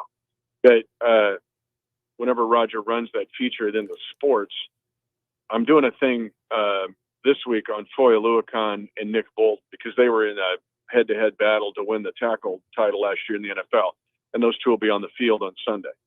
Next week, I'm really jumping into the hidden yardage. So here's a tease of it, that we see yardage in a stat sheet. What we don't see, there's three main areas this game against the Lions pointed out, and we're going to look at these next two in this game against the Jags and the Bears, and you can chart it with me, and even get Dan to jump in there if he wants to. All right, so what we do here is one is the drop passes. In the stat sheet, it just goes as a drop pass, incompletion. In reality, what are the yards that you lose on the drop pass? Kadarius Toney's probably 25 yards on that drop, and the other one's 10 and a pick 6. So that in essence is 10 points that you're losing in that area. The other one, and this leads to Karlaftis, he and Mike Dana both had deflected passes. And as I reviewed the video, now this is an extrapolation, but still, I think it's going to be 20 yards. Those two plays are going to be 10 yards apiece. And then Justin Reed gets the 4th and 2 stop. That's probably going to be a completion for a first down to give the Chiefs the ball at the 45 of their own, but just need a field goal to win. So, and all it is in the stat sheet is TD, in essence, the hidden yardage. And then I'm going to throw in penalty yardage, because that's the other one. They get a 17-yard gain to Sky Moore. Whoops, it's holding. All it's in the stat sheet is one penalty, 10 yards. In essence, that's 27 yards, because it's the yards you lost because of the penalty. So if you catch my drift here, the hidden yards will lose games. They don't show up in the stat sheet. The Chiefs must mitigate that this week, and actually over the next 2 weeks, I'm going to be charting it very close. While we're talking about this Chiefs defense, I think we fairly need to talk about the offensive weapons for this Jacksonville team as well, because they, I believe, are going to force the Chiefs to have their hands full throughout this game coming up on Sunday. We obviously know about Trevor Lawrence, all the hype he had coming in, his awful rookie year under Urban Meyer, but pretty much every Jacksonville player had an awful year that year. Really emerged last season and had a decent start last week. We know they've got Calvin Ridley back. He had a big game in week 1, his first game in a year and a half. And then the Christian Kirks and the Zay Joneses and the Evan Ingrams, guys who are very solid players, maybe, upper tier kind of role players in that regard. And maybe you view them even more highly than I do, Mitch. What are the Chiefs going to have to do to slow this team down? I don't know that it's the kind of game where you're going to completely shut down this Jacksonville offense because they're so high powered, but what can the Chiefs do, especially in that secondary against the receivers, to try to mitigate some of those explosive plays? Well, let's go back to where we just talked about. Trevor Lawrence, I got some nuggets here concerning Lawrence. The ball comes out faster from him than it does any quarterback in the league. He's really hard to sack, plus he's 6'6". Now, he does have some fumbleitis in him, but you've got to disrupt plays at the line of scrimmage. A sack in this game might be rare, but a pass defense is not. And Karlaftis had 2 against Trevor Lawrence last year in the playoffs. And that goes back to what we just talked about, the hidden yardage. So that's one factor to throw the timing off. And then you've got to try to reroute these receivers. But Calvin Ridley, everything. He makes Christian Kirk better. He makes Zay Jones better. He makes Evan Ingram better. They got Travis Etienne. They've added Tank Bigsby. This is a better Jaguar team than we beat last year twice. And right now, because of their schedule, their division's not really good, and they're cross-pollinating against the NFC South.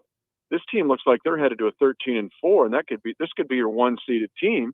And I'm saying that on September the 14th, and it could change. But right now, they look like that. Now, here's your 2 big nuggets for Trevor Lawrence. Last year, he was the first quarterback in NFL history of any quarterback, including Patrick, to throw for over 4,000 yards, had 25-plus touchdowns, and 8 or less interceptions. It's never happened. So, really good. The second, you talk about the Urban Meyer debacle, it's like that year didn't even count. That his quarterback rating that first year was so bad. Last year, his quarterback rating improvement for a mean starting quarterback was the most improvement from rookie year to year 2 of any quarterback in NFL history. Wow. And so it tells you that Trevor Lawrence and where he's going and the path that Doug Peterson has put him on, the Jags head coach. I've got a few more questions for Mitch Holthus, the voice of the Kansas City Chiefs, joining us here on this Thursday afternoon on 580 Sports Talk, brought to you by both Hy-Vee and Azura Credit Union. It'll be Chiefs-Jaguars coming up this weekend, and you can hear that game right here on 580 WIBW, your home for Chiefs football here in the capital city. On the offensive side for the Chiefs, and I don't want to put the cart ahead of the horse here because I know it was a scary injury for Travis Kelce last week that kept him out of week one. I know he's been practicing in a limited capacity, and I don't know what his final designation will be when we get to Sunday. But if he is able to go, Mitch, do you think it is going to be a pitch count kind of thing for Travis as well? Or, you've told us so many times about how he is a workhorse, how he is the iron horse of this Chiefs offense. Do you feel like if he's good enough to be on the field, that means he's good enough to get a full workload? No. And I think that, again, they'll be precautionary with him. Just saw Rick Burkholder, our outstanding vice president for athletic performance and our athletic head trainer. And he's been, they're just monitoring it. There's nothing we can say on Thursday night if he's going to play 50 snaps or 0 snaps, because honestly, it's going to be, this is a day-to-day thing. And then you're going on the road, meaning that it's not a super long flight to Jacksonville, but it's barometric pressure that can affect swelling. When you get there, you get to the hotel. You're not in your normal, you're in kind of a mobile unit, basically, for lack of a better term. So there's just a lot going on here with Travis to think that he's, again, caution that he's going to be out there for, he's going to catch 17 targets like he had in the divisional playoff win over these guys with 14 catches for 98 yards and 2 touchdowns, which, by the way, those 17 targets against the Jaguars last January tied for his career high. Now, you're not going to get that, I don't think, because the Chiefs will keep him on a pretty tight leash and hope other guys can step up and do the things that Travis does. Mitch Holthus is the voice of the Kansas City Chiefs. He joins us every Thursday during Chiefs season here on 580 Sports Talk to break down all of the action, last week's game, next week's game, all that and so much more. He is brought to you by Hy-Vee and Azura Credit Union. And how perfect, Mitch, it is steak night at the Topeka Hy-Vee. They brought by some steak dinners earlier. It was absolutely lovely and delicious. I know, it was the perfect fitting for Mitch Holthus Day here on the show. And are you doing a game tomorrow night? Yes, we actually have a double-barreled high school action. We've got Topeka High Liberal tonight and Seaman Shawnee Heights tomorrow. And you're doing both those games? I will be doing sideline today, and I'll have the call tomorrow night. Well, there you go. Pre-game meal. That's what you've got. Some major protein there from the folks at Hy-Vee. I actually ordered that for you. I don't know. Because I knew that you needed, you're going to watch video, you're going to get ready to go. That's right. Start thinking about big plays. But the first step in that, of course, is your pregame meal from Hy-Vee and chomp into those steaks, buddy. Enjoy. You know it. Mitch, thank you so much for the time, man. We'll talk to you soon. Enjoy the trip down to Florida. All right, brother. Thank you. That is the one, the only, and the great Mitch Holthus joining us here on 580 Sports Talk. I didn't put that together until right now. Steak night. Perfect night for Mitch Holthus to join us here on 580 Sports Talk. By the way, our friends at Hy-Vee, Vance mentioning on the YouTube, I'm in line to get the steak. The propane tank caught on fire. They had to use an extinguisher to put it out. There's a long line to get out here. So yeah, if you want to go get your Hy-Vee steak, go get it right now. They are delicious. I ate mine a little bit earlier on tonight while I had some time. They are fantastic, folks. So go check them out. Go grab a steak at the Hy-Vee if you can. $10 for the full meal steak, potato, corn, roll, full meal, $10 at your Topeka Hy-Vee. Appreciate the time for Mitch as always. And he's so right about Chris Jones. We've talked about that before, that there's no way that Jones can be fully ready to go this week because he hasn't played since the Super Bowl. He didn't do mini camp. He didn't do OTAs. He didn't do any training camp, any preseason. Week 1, that's a long time between football games. That is a long time between meaningful action on the field, hitting other guys, not just running drills with your own team. So it is not going to be a seamless transition back into things. I guess I should say I don't assume it is going to be a seamless transition. I'd be shocked if it was. Nick Bosa was really good in his first game back after a holdout, but he had a week of practice, and they still had him on a bit of a pitch count. So hard to say exactly what it is going to look like for Chris Jones this week, or possibly for Travis Kelce as well. Mitch talked about that. Hopefully both are out there. Both can make a big impact, and the Chiefs can take down the Jaguars coming up this weekend. Sunday, noon kickoff right here on 580 WIBW. Mitch, Danon, and the whole crew will be on the call of that one. We've got one final commercial break to get to, so we'll take that, pay some bills, come back, wrap up 580 Sports Talk with the final word after this here on 580 WIBW.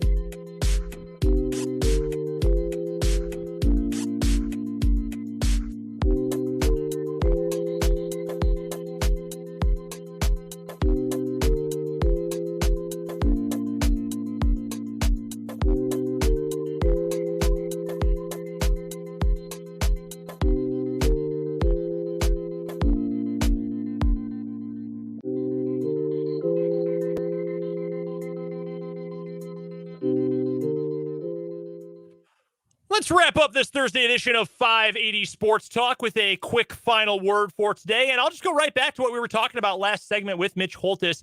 The guys who have been out for a prolonged period of time, we're specifically talking about Chris Jones here, but throw Travis Kelce into the mix as well. You can't expect that they are going to be able to do a full complement of what they are normally able to do for Jones because he hasn't played any sort of meaningful football or practiced in any meaningful way since the lead up to the Super Bowl all the way back in February. And Travis Kelce is coming off of a fairly scary knee injury that it was enough to keep him out of the game injured for the first time since his rookie year when he missed pretty much the entire season due to injury. So I don't think we can expect them to be their full selves coming up Sunday against the Jacksonville Jaguars, but at least a little bit of each of them is going to make things a whole lot easier against what is quiet as it's kept. Well, sort of quiet anyway. One of the teams on the rise in the AFC. Maybe not a true contender like the Chiefs, like the Bengals, like the Bills, but the Jaguars might be in that next group, kind of with the, maybe the Steelers if you like them a lot. If you're a Lamar guy, you like the Ravens this year, maybe the Chargers. I think there's a pretty safe argument there in that group right now. So the Chiefs will need all hands on deck. Even a little Kelce and a little Jones, certainly better than neither of any of them. That'll do it for 580 Sports Talk today. Thanks so much for hanging out with us on air, on YouTube, and online as well. Don't forget, coming up, 7 o'clock kick, 6:45 pregame tonight. We've got Topeka High versus Liberal high school football coverage brought to you by Lewis Toyota. Game of the week tomorrow. Full show 2 to 6 tomorrow as well. Matt and Derek will join us. We'll preview KU, K-State, and the Chiefs as well. That's tomorrow from 2 until 6. Until then, for Jake and Dan, I'm Brendan. This has been 580 Sports Talk on your sports voice of Kansas, 580 WIBW.